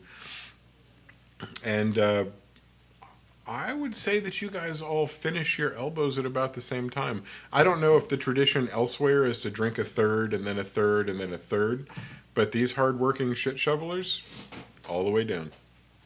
And I imagine you kept up. My kind of people. I think the best part, too, picture this in your head, is that as they're guzzling, because this is something they'd be used to in the culture, Valandril's drinking, and he's kind of tilting back, looking over, seeing their string. And try keeping pace the Right. entire time. You didn't want to fall short of what's expected socially. Can't let a couple dwarves beat me. I'm a half elf. I got respect. Well, I think that you should maybe at one point see what dwarves are actually capable of and go into some kind of a competition with them just to experiment. But for today, you half elf and the 3 dwarves that you're working with guzzle your beverage at about the same amount of time, and you stand around looking at each other, and the smallest of the 3 lets out a 7-second belch. The other 3 laugh, and that's when the one that you'd been talking to originally lets out a similar one. It's not quite as long, the volume's a little lower, and then obviously the 3rd one follows suit. His is a lower timbre, and you can tell he's slowly letting it out, trying to go for length, and it sounds like you might hit the 9-second. And that's I don't know if you know this, but that's a lot of burps. 9 It's at seconds. least worth of 10 burps. seconds of burps. I've That's hit, a I've good hit a BP. 5 second That's a of good like BPI. full on Foley sound. Yeah, 9 seconds is impossible. You want to roll for burpees? Fantasy dwarfs, entirely possible. Oh yeah. Are you gonna belch? You damn right. Roll for performance. Yes! Please roll a 1. Yeah. Just vomits. If there's ever a time for a nat 20, I don't think this is it. I think it'd be more appropriate elsewhere. I want you to get a 1. Put your bad energy on it. It's not could a have 1. been worse. Not a 1. Damn. A 6. 5 plus 1. You rear back and you hold your head back, and now that the other 3 are done, they all look at you expectantly, like, "Look at this big guy." And you open your mouth and you go, "Arr!" And you've got this feeling inside your diaphragm is holding something in that should come out. And you got this uncomfortable little queasy feeling. But you rolled a 6. That burp's not coming out. Valadril just starts laughing. That's a lot of liquid to handle. He's still not, breaker tough. There's no seal of approval yet. True. So, even as he's like, Did you actually start choking? No. Oh, okay. I thought you actually started choking. he starts laughing. The other 3 are now laughing with you. It's genuine. They've got a large amount of alcohol in their small bodies. They had worked all day and were thirsty when you handed it to them. The alcohol hit them pretty hard, and they think you're hilarious. Yes. Finally someone does. All it took was... Fantasy people in a bad roll. Yeah. And alcohol. And enough alcohol to fill the elbow Even of an ice alcohol in hopper. real life doesn't help. Oh, no. So you've got just a little bit of time left before your 30 minutes is up in this little shindig. What do you want to do? I want to quickly share a story with them to help build camaraderie and gain trust, while also slightly pushing them towards maybe sharing their woes. So I will skip the super details, but after the laughing and after all the chuckling and the hoo-ha and the knee slapping, he starts talking about how, as a young half-elf, he used to just get literal shit thrown on him because he was the bastard of 2 races. And that's kind of the story he presents in hopes to get stories from them about maybe some of what they're not liking about the current system. Because he'll end it with, yeah, I used to grow up like that and it wasn't great, but from the sounds of it, you guys are kind of dealing with that now. So we're going to do... In some ways, you're trying to persuade, but I want you to be able to benefit from the insight. You're asking a question, you're trying to read the answer, not just the words, but the emotion behind it. Yeah, I'm trying to see if they genuinely, if they're just, minimum wage workers at Walmart complaining about their jobs, or if they have some deep-seated hatred. Like a minimum wage worker at Walmart. I don't know your scores. This isn't a save, it's a check. I'm going to let you choose between persuasion, because you're persuading them in a certain way to share, or insight, which has that little bonus you have. The insight roll would be because you're gathering up what they're not saying or better understanding the things that they are saying. Persuasion. Go for it.